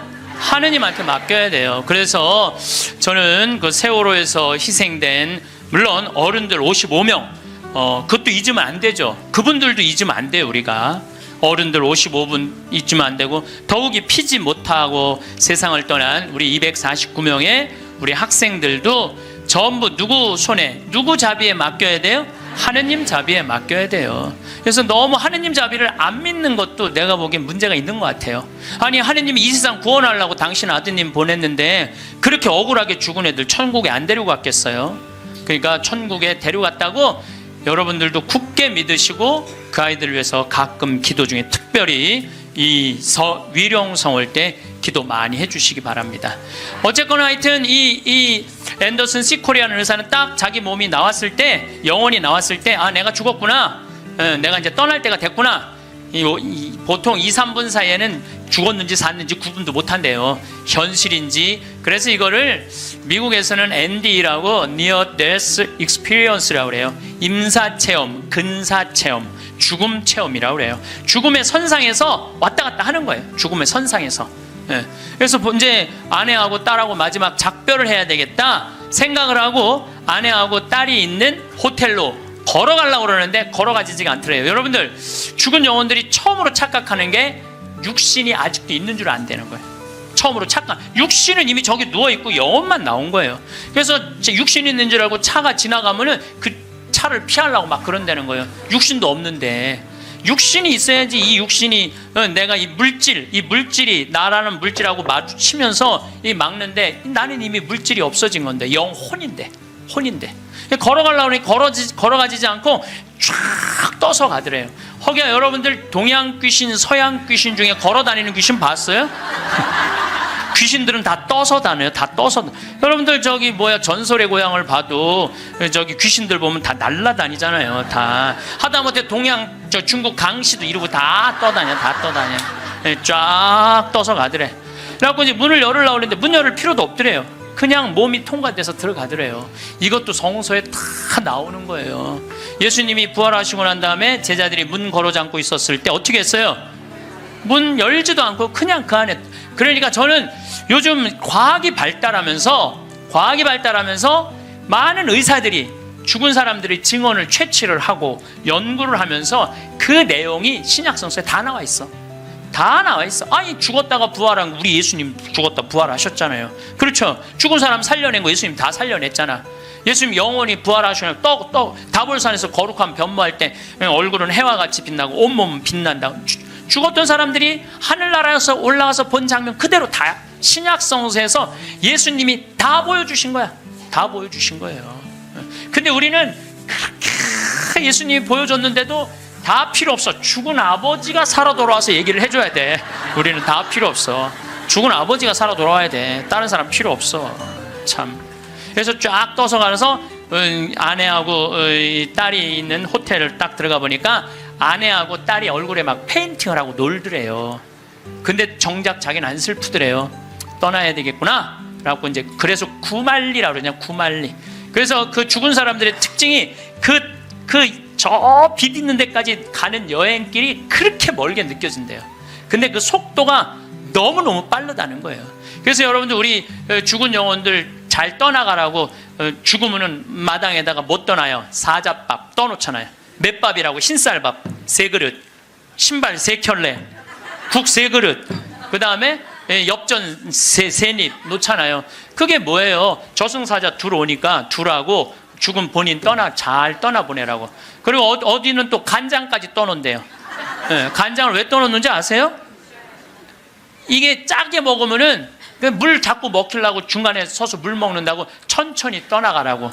아니면 다시 돌아올 수도 있다. 그래서 간장도 떠놓고 된장도 떠놓는 거라는 거예요. 그래서 이거 죽은 이들을 위한 그런 것들이 너무너무 많은 거예요. 어쨌거나 하여튼 이제 이 앤더슨 C 코리아라는 의사는 나와갖고 하늘나라 딱 올라가는 순간, 이 사람도 역시 신앙이 없는 사람이에요.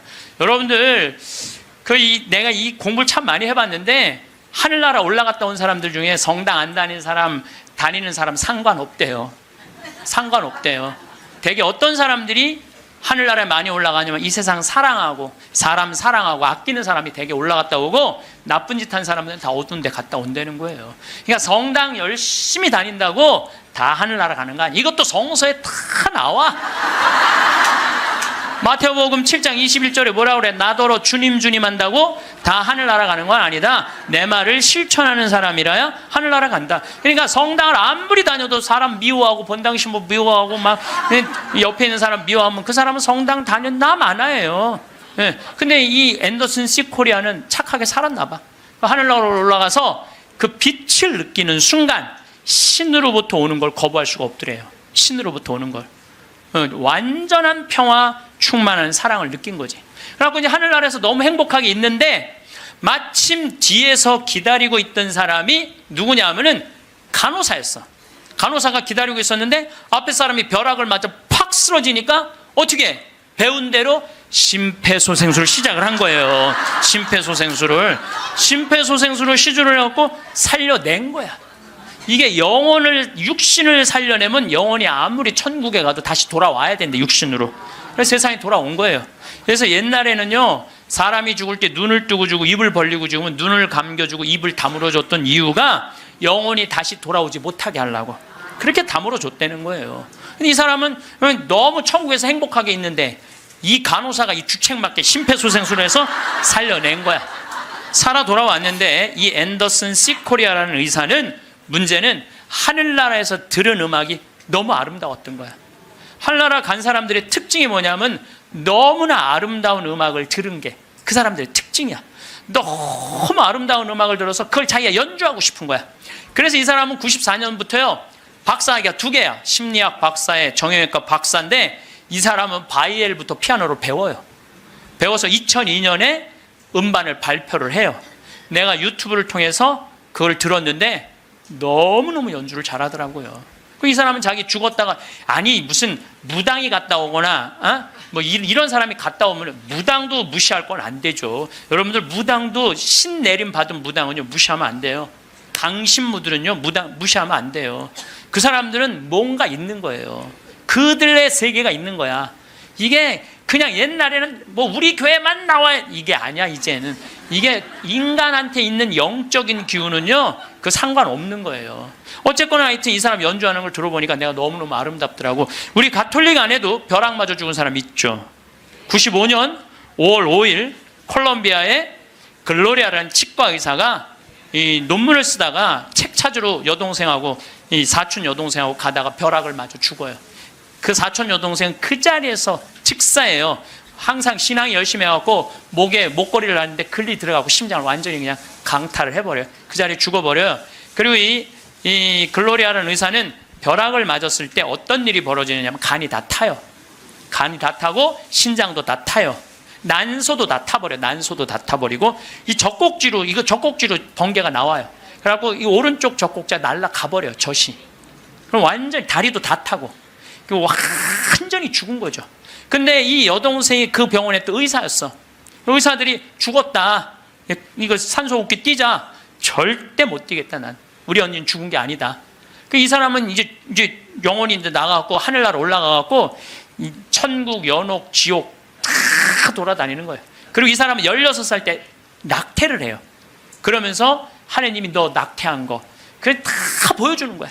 그냥 자기가 살아생전에 자기는 막 맨날 그냥 미용하고 막 옷 엉덩이 뭐 이런 것만 신경 쓰던 여자야. 성당도 열심히 다니긴 했지만은 그거보다는 세상 일에 더 많은 매력을 가졌던 여의사예요. 예쁘고 그 천국 지옥 연옥. 근데 이제 뭐 이 사람은 하늘나라에서 이제 여행을 다 하는데 이제 살았느니 죽었느니 그러는데 일주일이 지났을 때 시골에 농부 하나가 미사 참여를 할 때 얼마나 열심히 하냐면은 주머니에 10,000페소, 5,000페소가 있을 때 10,000페소는 하느님한테 봉헌하고 5,000페소로 빵을 사서 먹는 정말로 착한 사람이에요. 여러분들 주머니에 10만 원짜리하고 10,000원짜리 있으면 여러분들 얼마짜리 낼 것 같아요? 10,000원짜리? 저는 그렇게 생각하지 않아요. 여러분들은 어떻게 해서든지 1,000원짜리 찾아서 1,000원짜리 내지 무슨 10,000원짜리를 내. 우리 천주교 신자들이 무슨 10,000원짜리를 내요. 근데 이 시골 농부는 3년 전에 완전히 가뭄, 강도를 맞아서 그나마 키우던 닭까지 없던 사람이야. 아무것도 없는데 하느님한테 10,000페소 봉헌하고 5,000페소로 빵을 사요. 근데 저도 이번에 남미에 한 달 동안 강의 갔다 왔지만은 남미 사람들은요 빵을 다 신문지에 싸서 팔아요. 그리고 그 신문지를 싸서 빵을 펼치는데 신문지에 글로리아라는 의사 기사가 떠요. 그걸 보고 이 사람 그 자리에 무릎을 꿇어요. 하느님, 이 능력 있는 의사를 만약에 돌려보내신다면 내가 성모님 성지 순례를 갈 것이고 죽은 이들을 위한 기도를 열심히 하겠다고. 그걸 하느님이 들어요. 참 신기하죠? 그 사경을 헤매는 그 글로리아라는 의사한테 하느님이 하늘나라에서 이런 얘기를 해요. 내가 너를 살려 돌려보낼 것이다. 왜 돌려보내느냐 하면은 너의 공로가 아니다. 이 시골의 농부, 너무 나를 따르고 사랑하는 이 농부가 너를 위해 간절하게 기도했기 때문에 내가 너를 살려 돌려보내는 것이다. 돌아가서 이 하늘나라에서 본 것을 증언을 해라. 예, 그리고 살려 돌려보내요. 그래서 이 글로리아라는 의사는 살아 돌아와요. 그런데 일주일이 지나고 다리를 너무 피가 안 돌기 때문에 잘라야 된다고 그러는데 이 사람은 살아 돌아와서 간도 재생이 되고 난소도 재생이 되고 신장도 재생이 되고 다리도 다 재생이 돼요. 그래갖고 애까지 또 낳아요. 정말 애를 하나 더 낳아요. 그리고 지금은 온 세계에 다니면서 자기가 벼락마저 죽고 난 다음에 살아 돌아와서 하늘나라 경험 얘기한 걸 다 얘기를 해주는 거예요. 여러분들 우리 죽은 이들을 위해서 기도하는 거 우리 가톨릭 교회의 가장 아름다운 전통 중에 하나예요. 그걸 모든 성인의 통공을 믿는다고 그러죠. 우리가 천상, 지상, 연옥 이게 서로 연결이 되는 거예요. 저는 이렇게 본당에 초상이 나면은 연도 바치러 꼭 갔어요. 연도를 바치러 딱 내가 이제 저녁 한 8시나 9시쯤 가면은 그 연도꾼들이 꽉 차 있으면 기분이 너무너무 좋아. 교우들이 연도 바쳐주러 왔을 때 너무너무 기분이 좋아. 왜냐하면 여러분들 연도 바칠 때 뭐라고 그래요? 성부, 성자, 성령, 이 영혼 구원하여 주소서. 성모님, 요셉 성인 이 영혼 구원하여 주소서. 모든 천사이들 이름 부르면서 이 영혼 구원하여 주소서. 베드로, 야고보, 요한, 안드레아, 베네딕토, 루시아, 아네스 이 영혼 구해달라고 계속 성인들 이름 부르면서 구원해달라고 그러잖아요.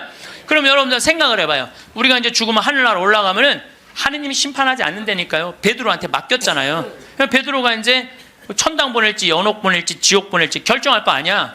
혼자 결정하지 않을 거예요. 수호천사 부르고 아까 성서에도 얘기했잖아요. 하늘의 천사가 너를 지켜보고 있을 것이다. 수호천사 부르고 수호 성인 부르고 연관된 성인들 다 불러서 천당 보낼 거냐 지옥 보낼 거냐 연옥 보낼 거냐 얘기를 할 거야. 근데 밑에서 계속 이름 불러대면 성인들이 회의하다 뭐라 그럴 것 같아요? 야, 우리 이름 이렇게 불러대는데 웬만하면 올려보내자 그냥. 그게 바로 연도의 효과예요. 연도의 효과. 그래서 여러분들 본당에서 세상 떠나는 교우들이 연도 났다 그러면은 시간 내서 꼭 가서 술을 먹으라는 것도 아니고 그냥 잔치밥을 먹으라는 것도 아니에요. 그냥 여러분들 가서 연도 바쳐주는 거 최고의 선물이에요. 예. 제가 지난 봄에 우리 교구에 젊은 신부님 엄마가 돌아가셔서 61에. 근데 그 엄마가 나 한참 병 모으고 비누 공장 할 때 많이 도와줬던 엄마야. 송탄 본당 자매님인데. 내가 또 너무 우리 생태마을에서 그 아들은 지금 유학 가 있는데 우리 생태마을에서 같이 나오고 일도 많이 하고. 그래서 내가 이 사순식에 인천교구에서 사순 피정을 해주고 저녁 주일날 밤 9시에 송탄 장례식장을 갔어요. 갔는데 사순식임 신부들이 얼마나 피곤해. 하루 종일 성사 주고. 그런데도 그 9시에 그 엄마를 위해서 신부들이 30명이 모여 있더라고요. 다음 날은 물론 주교님이 월요일날 장례미사를 해 주시죠. 그런데 우리 수원교구는 신부님 부모님이 돌아가시면 주교님이 미사하기 전에 계속 매 시간 미사를 해요. 와서 그게 우리 신부들이 그 동기 신부들에 대한 예의야. 예의. 그래서 매 시간, 그러니까 수백 명이, 우리 수원교가 한 450명 되니까 수백 명이 와서 미사를 해주는 거야. 근데 그날도 내가 이제 마침 주례를 하게 돼갖고 미사를 주례를 하는데 하늘나라에서 회의하는 소리가 들리더라고요. 아니 진짜로 하늘나라에서 회의하는 소리가 들리더라니까요. 야,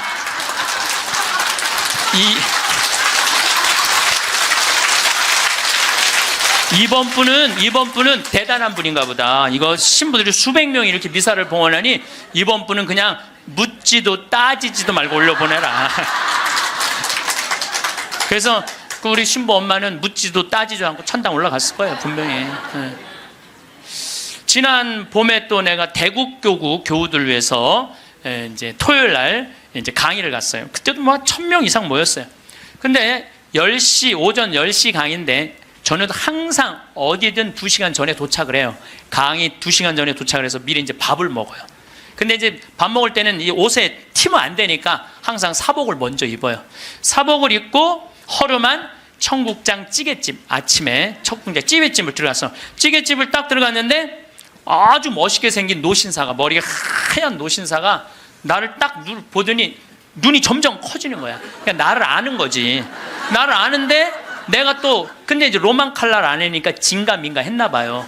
그렇다고 내가 가사 걷고 저는 황창현 신부입니다 이렇게 할 수가 있나. 그냥 아시는 걸로 끝나는 거죠. 그래서 앉아갖고 이제 그 노신산 먼저 밥이 나왔어요. 근데 밥을 독특하게 드시더라고. 밥이 나왔는데 밥 몇 숟갈을 한 몇 알을 떠더니 뚜껑에 딱 올려놓더니 잠깐 이러더니 밥을 먹기 시작하더라고. 독특하다. 저건 개신교법도 아닌데 독특한 우리 천주교법도 아니고. 그래서 이제 나도 이제 밥이 나와갖고 이제 난 이제 성호를 이제 긋고 이제 밥을 먹으려고 이제 사복을 입었어도 성호를 딱 끄니까 성호를 그니까 그때서 그 노신사가 이렇게 말하는 거예요. 혹시 황창현 신부님이시냐고? 그래서 난 황창현 신부 맞다고. 그랬더니 자기는 불자라는 거예요. 불자인데 신부님 행복특강을 돈도 안 내고 너무 잘 본다는 거야. 어쩜 이렇게 젊은 신부가 모르는 게 없냐고.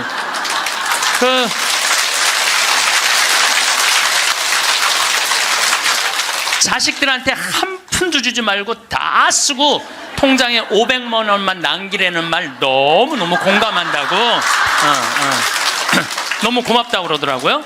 그래서 감사합니다. 그리고 이제 내가 그분이 불자라는 말을 들었을 때 밥을 왜 몇 알을 떠놓고 뚜껑에 올렸는지 알아요. 영혼밥 떠놓은 거예요. 영혼밥. 네, 아까 내가 사자밥 말씀드렸죠? 우리 죽으면 영혼들 떠나 보내듯이 여러분들 우리도 밭에 나가고 일할 때 참 나오면 밥 몇 알 뿌리면서 뭐라 그래요? 이게요, 제가 아까 얘기했지만은 이게 영혼은 천주교 신자들만의 공유물은 아니에요. 모든 인간들이 죽어서 영원한 여행을 떠나는 거예요. 그 여행을 우리는 좀 안전한 동아줄을 떠나는 거고 하느님 믿지 않는 사람은 어느 줄을 잡아야 되는지 모르고 떠나는 것 뿐이죠. 우리는 좋은 줄을 잡고 있는 거죠. 영혼밥 떠는 거죠. 그래갖고 이제 그 노신사는 이제 밥 먹고 갔어요. 나도 이제 밥을 다 먹고 계산을 하려고 그랬더니 그 노신 아주머니가 아까 그 노신사가 밥값을 내고 갔다는 거예요. 내가 그때 깨달은 진리가 하나 있어요. 우리 천주교 신자들이요, 밥 먹을 때 반드시 성호를 긋고 먹어야 돼.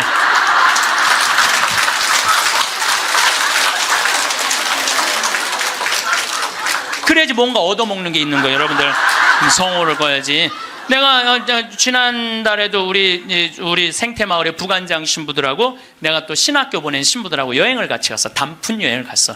단양이라는 곳을 갔는데 전심에 이제 신부들 꽤 많았죠. 능이버섯 찌개를 시켰어요. 우리들 많이 시켰어요. 그래서 이제 다 나왔고 야 우리 기도하고 먹자 그랬고 성호를 딱 끊는데 저쪽에서 아저씨 하나가 오더니 황 신부님이냐고 그러더라고요. 그렇다고 그러니까 자기 성당 안 다니는데 신부님 강의 너무 재밌게 보고 있다고 밥값은 내가 내겠다고. 그래서 이 성호 걷는 게 진짜 중요해. 성호 걷는 게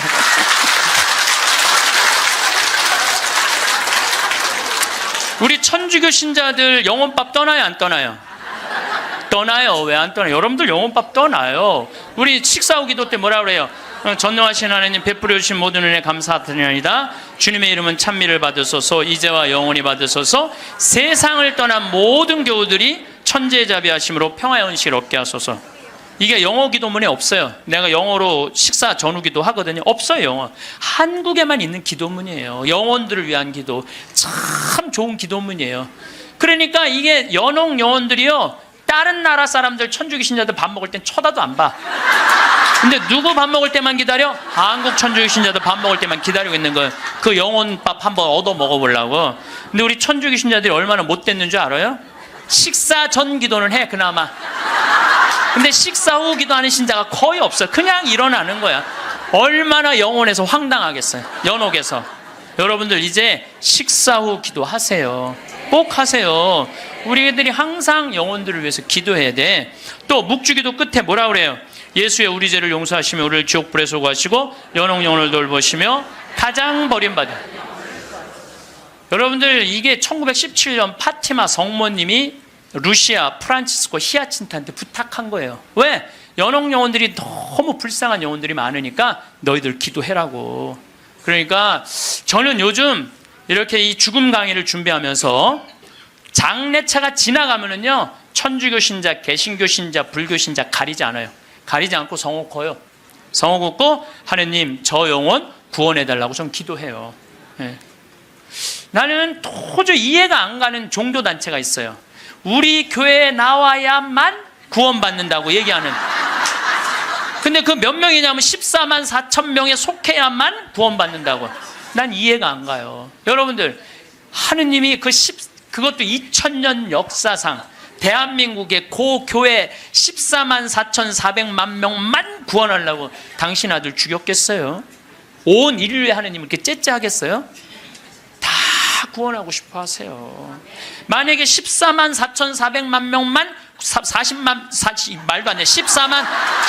4천 명만 구원하려고 그러면 나는 예수님 그럴 것 같아. 14만 4천 명 구하려고 그러면 예수님이 이랬을 거예요. 야 베드로야 네가 죽어라. 그거 14만 4천 명. 예수님은요 모두를 구원하시기 위해서 십자가 지신 거예요. 그래서 하늘나라는 활짝 열려 있는 거예요. 불교에는요 4대 보살님이 있어요. 관세음보살, 지장보살, 보현보살, 문수보살이 있어요. 관세음보살은 이 세상에 자비를 베푸는 보살이에요.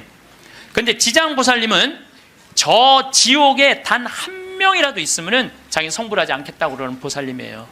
그러니까 우리는 지옥에 가면 천국에 못 가잖아요. 근데 불교는 또 달라요, 우리하고. 그러니까 지옥에 마지막 한 명까지 구원하겠다는 게 그 보살님의 마음인 거야. 나는 그 보살님이 너무 마음에 들어. 너무 마음에 들어. 이게 난 하느님의 마음이라고 생각 들어요. 하느님의 마음. 그러니까 여러분들도 모든 사람들이 구원받을 수 있도록 항상 기도하셔야 돼요. 여러분들은 구원 받을 것 같아요? 안 받을 것 같아요? 여러분들 구원 받아요. 적어도 이 시간 강의 듣겠다고 여기 나와서 앉아있는 여러분들은 구원 받아요. 아니 내가 여러분들 천당 간다는 확신 있으면 행복하지 않겠어요? 행복하죠? 아니 내가 이제 막 죽을 때가 다 됐어. 근데 싹 하느님이 와갖고 한 일주일 전에 귀에다 대고 너 축하해, 너 천당이야 이렇게 얘기하면 행복할 것 같아요? 안 행복할 것 같아요? 행복하겠죠? 근데 이거를 누구한테 하느님이 하냐면 프란치스코 성인한테 해요. 프란치스코 성인한테 나타나갖고, 프란치스코는 굉장히 빨리 돌아가시잖아요. 40대 초반에 돌아가시잖아요. 하느님이 와서 너는 연옥의 벌을 면한다. 바로 천국이다. 그랬을 때 프란치스코 성이 너무 행복하게 일주일 동안 밥을 안 먹었다는 거야. 너무 행복해서. 나도 지금 하느님이 오늘 저녁에 와갖고 창현아 너 천당이야. 너. 우리 인사발령 신부들 인사발령 굉장히 기다려지거든요. 저야 평창에 있으니까 인사발령이 별로 없으니까. 그래도 신부들 인사발령 굉장히 기다려져. 그 인사발령 때 가고 싶은데 너 거기야 라고 얘기하면 신부들이 얼마나 좋겠어요. 근데 우리 마지막 인사발령 너 천국이야. 마지막 인사발령. 근데 마지막 인사발령이 너 지옥이야. 그러면 어떻게 될 것 같아? 어떻게 될 것 같아? 가슴이 철렁하죠. 여러분들은 구원 받으세요. 예수님은요 마테오복음에 지옥 얘기 그렇게 많이 안 하세요. 마테오복음에 천국 얘기는 37번 하고 지옥 얘기는 13번밖에 안 해요. 다른 복음에는 아예 지옥이 거의 없어요. 지옥이 거의 없어요. 많이 나와요. 한두 번밖에 안 돼요. 그리고 나머진 한번 오늘 저녁에 집에 가서 성서 읽어보세요. 여러분들 눈이 확 뜨일 거야. 끊임없이 하늘나라 얘기를 해요. 끊임없이 기쁜 소식 얘기를 해요. 하늘나라, 하늘나라, 하늘나라. 내가 이만큼 하늘나라에 관련된 성서가 꽉 차 있어요. 그러니까 하느님이 주고 싶은 거는 뭐예요? 하늘나라예요. 예수님이 뭐하러 그렇게 십자가에 고통스럽게 돌아가셨겠어요? 우리한테 천국을 주기 위한 거예요. 요한복음 3장에 보면은 예수님이 니코데모하고 얘기할 때 이런 얘기를 해요. 믿는 사람은 누구나 사람의 아들 안에서 영원한 생명을 얻게 하려는 것이다. 하느님께서는 세상을 너무나 사랑하신 나머지 외아들을 내줬다고 그래. 이 내줄 때는 확실히 주는 거예요. 내주시오. 그를 믿는 사람은 누구나 멸망하지 않고 영원한 생명을 얻게 하셨다. 하느님께서 아들을 세상에 보내신 것은 세상을 심판하시려는 것이 아니라, 예수님이 한 말이에요. 하느님께서 아들을 세상에 보내신 것은 세상을 심판하시려는 것이 아니라 세상이 아들을 통하여 구원을 받게 하시려는 것이다. 참 쉽죠? 믿기만 하면 되는데 그게 그렇게 어려워? 믿기만 하는데 그거에 그냥 천장 쳐다보고 있는 거야 없는 거야 이러고 앉아있으니 참. 요한복음 5장 29절에도 선을 행한 이들은 부활하여 생명을 얻고 악을 저지른 자들은 부활하여 심판을 받을 것이다. 요한복음 5장 39절에 이런 얘기가 나와요. 너희는 성경에서 영원한 생명을 찾아 얻겠다는 생각으로 성경을 연구한다. 바로 그 성경이 나를 위하여 증언한다. 그런데도 너희는 나에게 와서 생명을 얻으려고 하지 않는다. 근데 왜 예수님은 우리한테 지옥 얘기를 가끔 하셨을까? 여러분들 자식들 이렇게 교육시킬 때 어떨 때는 좋은 얘기도 해주고 어떨 때는 혼내기도 하고 그러죠? 똑같은 거예요. 근데 혼낼 때도 여러분들 꼭 굳이 애를 그냥 우리 어머니가 나 어렸을 때 너 정말 다리 밑에서 주워왔는데 진짜 너 다리 밑에 갖다 버린다? 이런 얘기 참 많이 하셨어요. 난 원래 내가 고향이 다리 밑이 내 고향인 줄 알았어요. 하도 그런 얘기 많이 들어갔고. 근데 우리 어머니는 한 번도 다리 밑에 날 버리지 않으셨어요. 예수님도 똑같은 거예요. 아니 아버지가 자식 지옥 가기를 원하는 아버지가 어디 있어요? 그건 아버지가 아니지. 근데 우리는 하느님의 사랑을 많이 믿지를 못해요. 하느님의 사랑을 많이 믿지를 못해.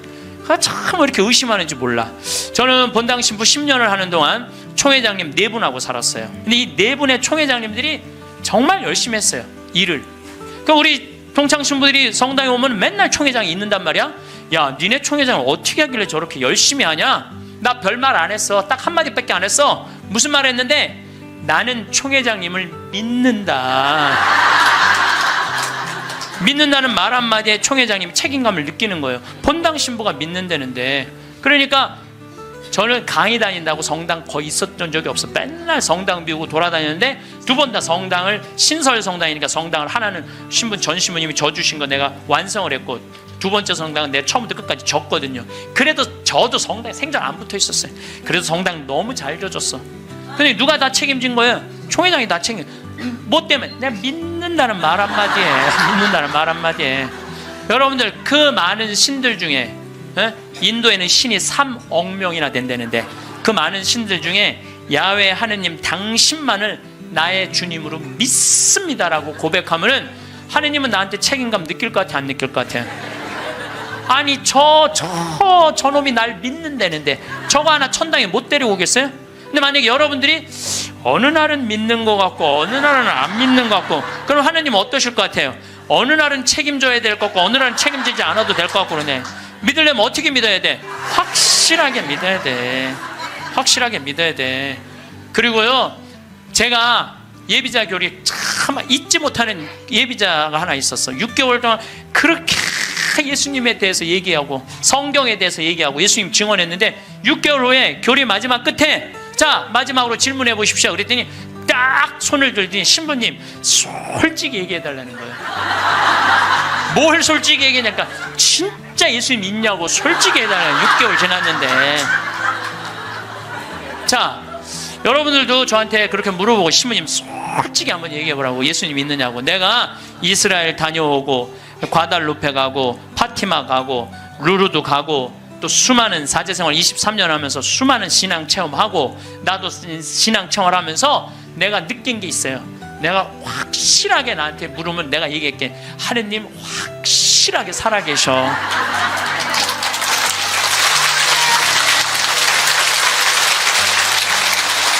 그런데 문제는 내 영혼의 상태 때문에 하느님을 느끼지 못하는 거예요.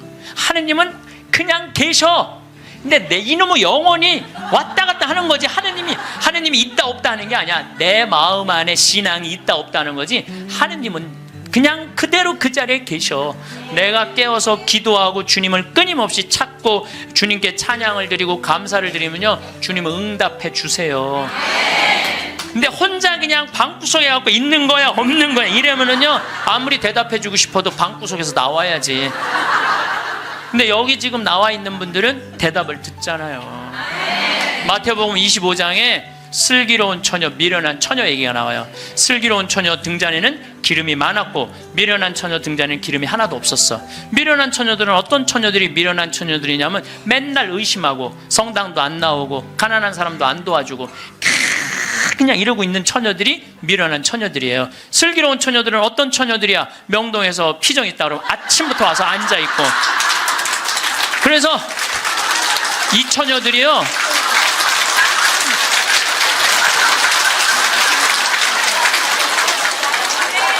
이 처녀들이 기름 종지에 기름이 많은 처녀들이에요. 여러분들이 이웃에게 복음을 선포하고 참된 삶의 길, 진리의 길을 가르쳐주는 거 기름 한 방울 모으는 일이에요. 성교회는 어느 누구도 개인이 지옥에 떨어졌다고 단정 짓지 말라는 거예요. 단정 짓지 말라. 하다못해 어떤 부인이 남편이 다리에서 뛰어내려서 죽었어. 자살을 했어. 너무 슬퍼. 매일매일 우는 거야. 내가 이건 정말 책에서 내가 읽은 거예요. 요한 마리 비안네 신부님한테 찾아간 거예요. 신부님, 천주교에선 자살하면은 지옥에 간다는데 우리 남편은 그 다리에서 뛰어내려 죽었는데 어떻게 하면 좋으냐고. 근데 이 요한 마리아 비안네 신부님이 내 속을 뻥 뚫리는 얘기를 했어요. 그 신부님이 뭐라고 그랬냐면 그 부인한테 걱정하지 마라. 당신 남편 지옥 안 갔다. 무슨 소리냐. 지옥에 간다는데 그 다리 밑에서 강까지 떨어지는데 시간이 굉장히 오래 걸린다는 거예요. 떨어지는 사이에 회개를 했다는 거예요. 웃을 일이 아니에요. 아니 내가 왜 말만 하면 웃어.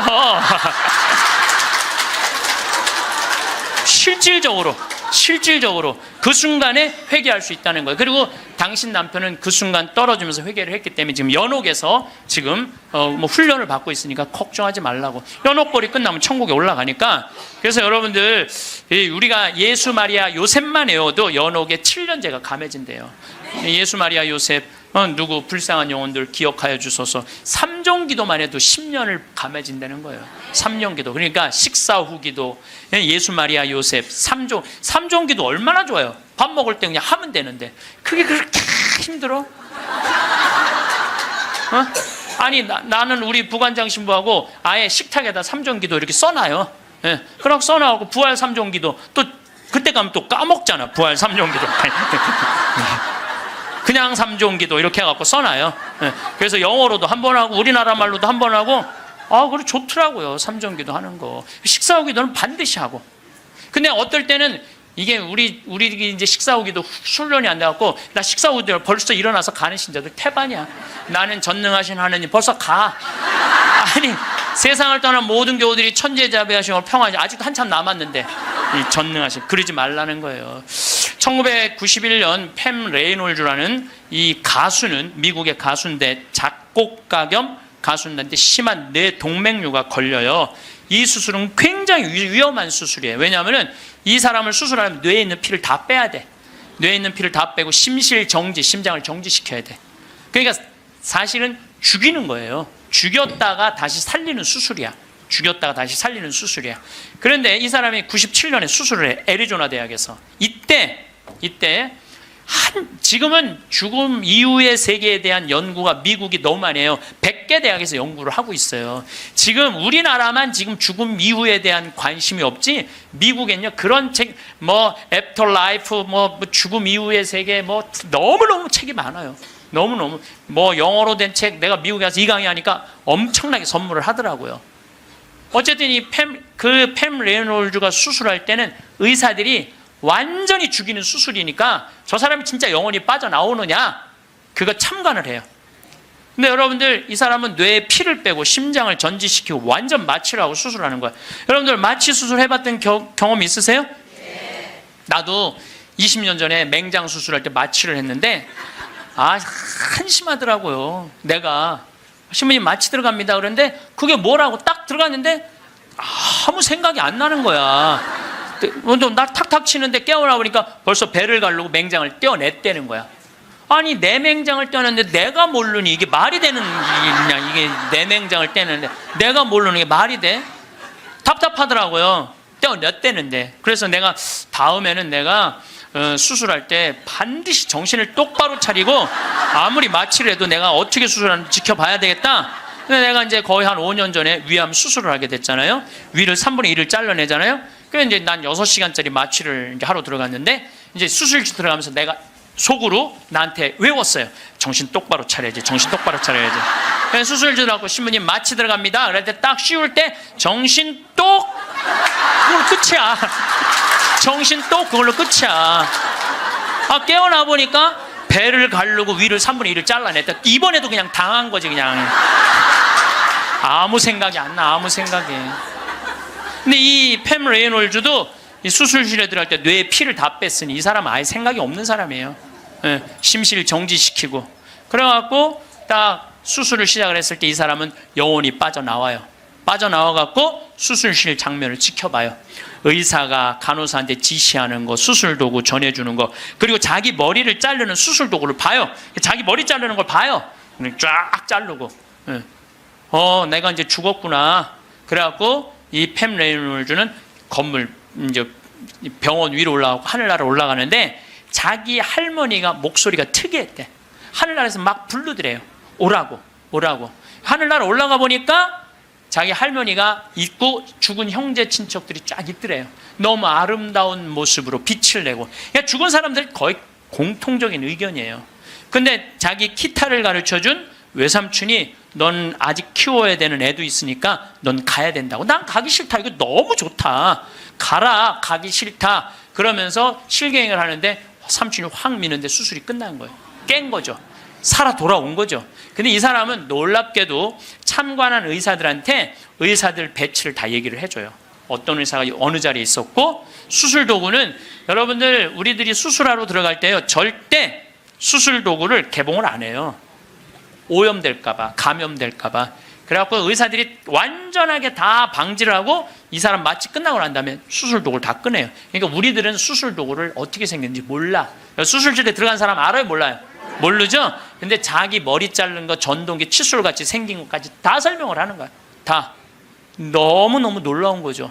그러니까 이게 여러분들 이런 연구를요 하버드 대학, 예일 대학, 뭐 사우스햄프턴, 세계 최고의 대학들이 연구를 하는 거예요. 그냥 내가 무슨 뭐 무당하고 만나갖고 그냥 대충 얘기하는 게, 짜고 얘기하는 게 아니고 이건 뭐 논문으로 나오는 내용들을 여러분들한테 전해주는 거예요. 여러분들은 바쁘니까 책 읽을 시간이 없잖아. 내가 대신 읽어갖고 다 지금 전해주는 거예요. 미키라는 미키라는 시각 장애자는 앞이 안 보이는 사람이야. 앞이 안 보이는 사람인데 이 미키는 18살, 우리나라는 20살인데 교통사고로 죽어요. 근데 이 사람은 태어나서부터 앞이 안 보이던 사람이야. 그러니까 하얀색이 뭔지, 까만색이 뭔지, 빨간색이 뭔지 아무리 설명을 해줘도 모르죠. 태어나서부터 앞이 안 보이니까. 나무가 어떻게 생겼는지 뭐 설명을 해줘도 상상을 하지, 꽃이 어떻게 생겼는지 알 수가 없잖아요. 근데 이 사람이 교통사고로 죽어요. 죽어서 딱 수술실에. 성공한 사람들을 보면 크게 두 부류로 나뉘는 걸 알 수 있습니다. 하나는 자신이 성공했다고 여기저기 떠벌리고 다니는 사람들, 그리고 또 하나는 조용히 아무 말 없이 자기 삶을 사는 사람들입니다. 우리는 흔히 성공을 하면 자연스럽게 자랑하고 싶어질 거라고 생각하죠. 좋은 차를 사고 비싼 시계를 차고 SNS에 멋진 사진을 올리고 싶을 겁니다. 왜냐하면 그렇게 하면 남들이 나를 더 인정해 줄 거라고 믿으니까요. 하지만 현실은 그렇지 않습니다. 오히려 진짜 성공한 사람들은 그렇게 행동하지 않습니다. 왜냐하면 보여줄 필요가 없기 때문입니다. 돈이 많다고 높은 자리에 있다고 유명하다고 해서 굳이 그걸 드러낼 필요는 없습니다. 그걸 아는 사람들은 이미 알고 있고 모르는 사람들은 알 필요가 없죠. 그런데도 굳이나 성공했다고 떠드는 사람들이 있습니다. 그런 사람들은 왜 그럴까요? 간단합니다. 그 사람들은 사실 그렇게까지 성공한 게 아니기 때문입니다. 우리는 종종 SNS에서 성공한 사람들을 봅니다. 해외여행을 가고 고급 레스토랑에서 밥을 먹고 멋진 차를 타고 다니는 모습? 그런데 가만히 보면 그런 걸 보여주는 사람들은 언제나 뭔가를 팔고 있습니다. 강의를 팔든 자기 브랜드를 홍보하든 아니면 단순히 자기 자존감을 유지하려고 하든 간에 결국 목적이 있는 거죠. 진짜 부자들은 그렇게 하지 않습니다. 오히려 조용히 아무도 모르게 자기 일을 합니다. 왜냐하면 자랑해서 얻을 게 없기 때문입니다. 오히려 괜히 잘난 척했다가 사람들에게 이용당하거나 시기와 질투를 받거나 쓸데없는 오해를 사는 게 더 피곤합니다. 이건 단순한 돈 이야기가 아닙니다. 사회적인 성공을 이룬 사람들도 마찬가지입니다. 진짜 실력 있는 사람들은 자기 실력을 굳이 떠벌리지 않습니다. 왜냐하면 그럴 필요가 없으니까요. 자기 분야에서 최고라면 사람들이 먼저 알아서 찾아옵니다. 반대로 실력이 부족한 사람일수록 자기를 포장하려고 애씁니다. 우리가 흔히 듣는 말이 있죠. 빈수레가 요란하다. 이 말이 괜히 있는 게 아닙니다. 정말 내실이 있는 사람들은 굳이 시끄럽게 굴지 않습니다. 반대로 겉만 번지르르한 사람들은 자기가 얼마나 대단한지 떠들고 다닙니다. 이걸 좀 더 현실적인 예로 들어볼까요? 동창회에 나가면 꼭 이런 사람이 있습니다. 옛날에는 별거 아니었는데 갑자기 잘 됐다고 나타나서 자기가 얼마나 성공했는지 자랑하는 사람. 처음에는 다들 와 대단하다 하고 들어주지만 시간이 지나면 어떨까요? 대부분 속으로 이렇게 생각할 겁니다. 저 사람 뭐 저렇게까지 티를 내? 결국 그런 사람은 점점 멀어지게 됩니다. 반면에 정말 성공한 사람들은 조용합니다. 굳이 자기가 어떻게 살고 있는지 설명하지 않죠. 그런 사람들은 오히려 주변에서 먼저 알아보고 자연스럽게 존경을 받습니다. 그게 진짜 성공입니다. 그럼 우리는 어떻게 해야 할까요? 내가 뭔가를 이루었을 때 굳이 남들에게 알릴 필요가 있을까요? 물론 가까운 사람들에게 좋은 소식을 전하는 건 좋습니다. 하지만 굳이 모든 사람들에게 나 이렇게 잘 살고 있어요 하고 알릴 필요는 없습니다. 그런 행동은 결국 나에게 득이 되지 않습니다. 성공이라는 건 원래 조용한 겁니다. 내가 잘 되고 있으면 주변 사람들이 자연스럽게 알게 됩니다. 굳이 내가 말하지 않아도 내 행동과 태도에서 묻어나오게 되어 있습니다. 그러니 굳이 보여주려고 애쓰지 마세요. 오히려 그게 더 진짜 성공한 사람의 태도입니다. 사람은 사회적 동물이라고 하잖아요. 혼자 살아갈 수 없고 결국 사람과의 관계 속에서 기쁨도 얻고 때로는 상처도 받습니다. 그런데 한 가지 생각해 볼 게 있어요. 우리가 정말 인간관계가 필요해서 맺고 있는 걸까요? 아니면 그냥 그래야 한다고 배워서 어쩔 수 없이 유지하고 있는 걸까요? 어릴 땐 친구 많으면 좋다고 하죠. 사회생활에서도 인맥이 중요하다는 말을 많이 합니다. 그런데 정작 주변을 보면요. 인간관계가 넓은 사람일수록 스트레스를 더 많이 받아요. 전화벨이 울릴 때마다 이번엔 또 무슨 부탁일까 싶고 단체 채팅방에서 메시지가 올 때마다 이걸 또 어떻게 대답해야 하나 고민하죠. 관계가 많아질수록 책임과 피로도 함께 늘어나는 겁니다. 어떤 사람들은 인간관계를 줄이면 외롭지 않겠냐고 해요. 그런데 가만히 생각해보면 진짜 외로움을 느끼는 순간이 언제인지 아세요? 오히려 불필요한 인간관계 속에 있을 때입니다. 같이 밥을 먹고 얘기를 나누는데도 뭔가 허전하고 대화가 컥 돌고 속마음을 나누지도 못할 때? 그럴 때 우리가 더 외롭다고 느끼죠. 그렇다고 당장 인간관계를 다 끊어버릴 순 없겠죠. 하지만 적어도 내가 정말 소중하게 여겨야 할 관계와 그냥 관성적으로 유지하는 관계는 구분할 필요가 있습니다. 예를 들어 매번 나한테 부탁만 하고 정작 내가 어려울 땐 연락 한 번 없는 사람. 내가 실수하면 뒷담화를 하면서 내 앞에서는 웃는 사람. 이런 관계를 굳이 계속 이어갈 이유가 있을까요? 가끔은 이런 경험도 있을 거예요.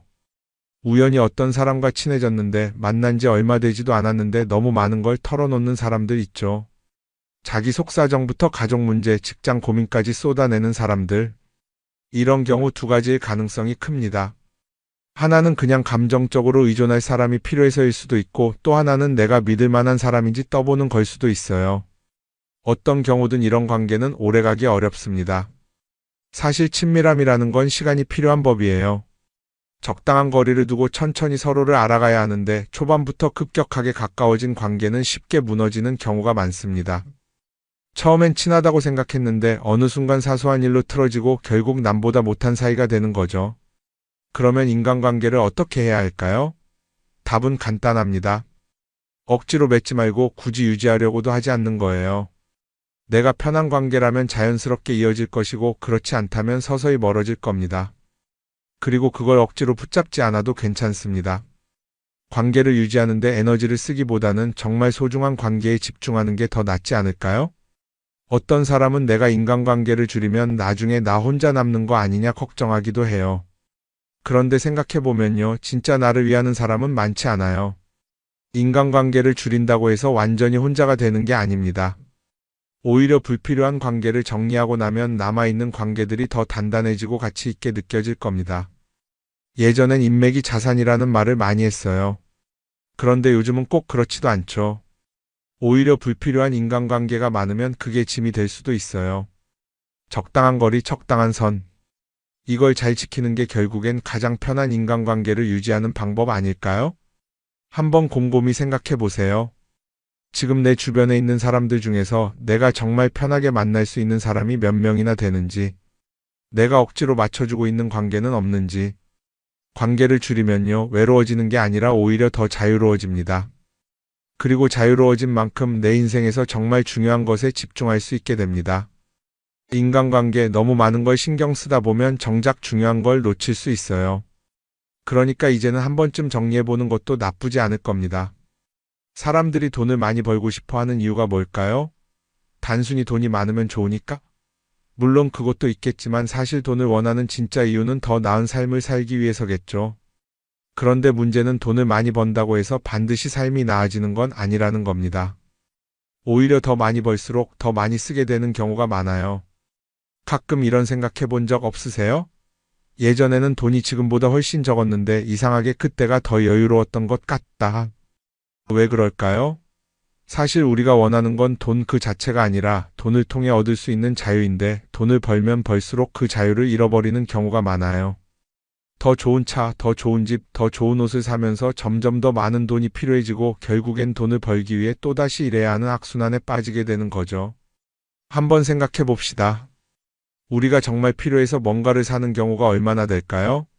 필요해서라기보다는 남들이 가지고 있으니까, 없어 보이기 싫으니까, 혹은 그냥 기분 전환을 위해서 소비하는 경우가 훨씬 많아요. 그리고 그런 소비를 할 때마다 스스로 이렇게 합리화를 하죠. 이 정도는 나를 위한 투자야. 그런데 가만히 보면 그 소비가 진짜 나를 위한 소비인지 아니면 그냥 사회가 만든 기준에 끌려가고 있는 건지 헷갈릴 때가 많습니다. 예를 들어 예전에는 스마트폰 하나면 충분했는데 이제는 스마트워치도 있어야 하고 무선 이어폰도 필요하고 태블릿도 있어야 할 것 같고 하나를 사면 또 다른 무언가가 필요해지는 시기예요. 사실 이건 우리가 그렇게 만들어진 겁니다. 광고도 그렇고 SNS도 그렇고 자꾸 우리에게 이렇게 말하죠. 이걸 사야 더 행복해질 수 있어요. 그런데 정작 그걸 사고 나면 어때요? 처음 며칠은 좋죠. 그런데 시간이 지나면 또 다른 걸 사고 싶어져요. 왜냐하면 물건이 우리를 오래 행복하게 만들어주지는 않거든요. 특히 요즘은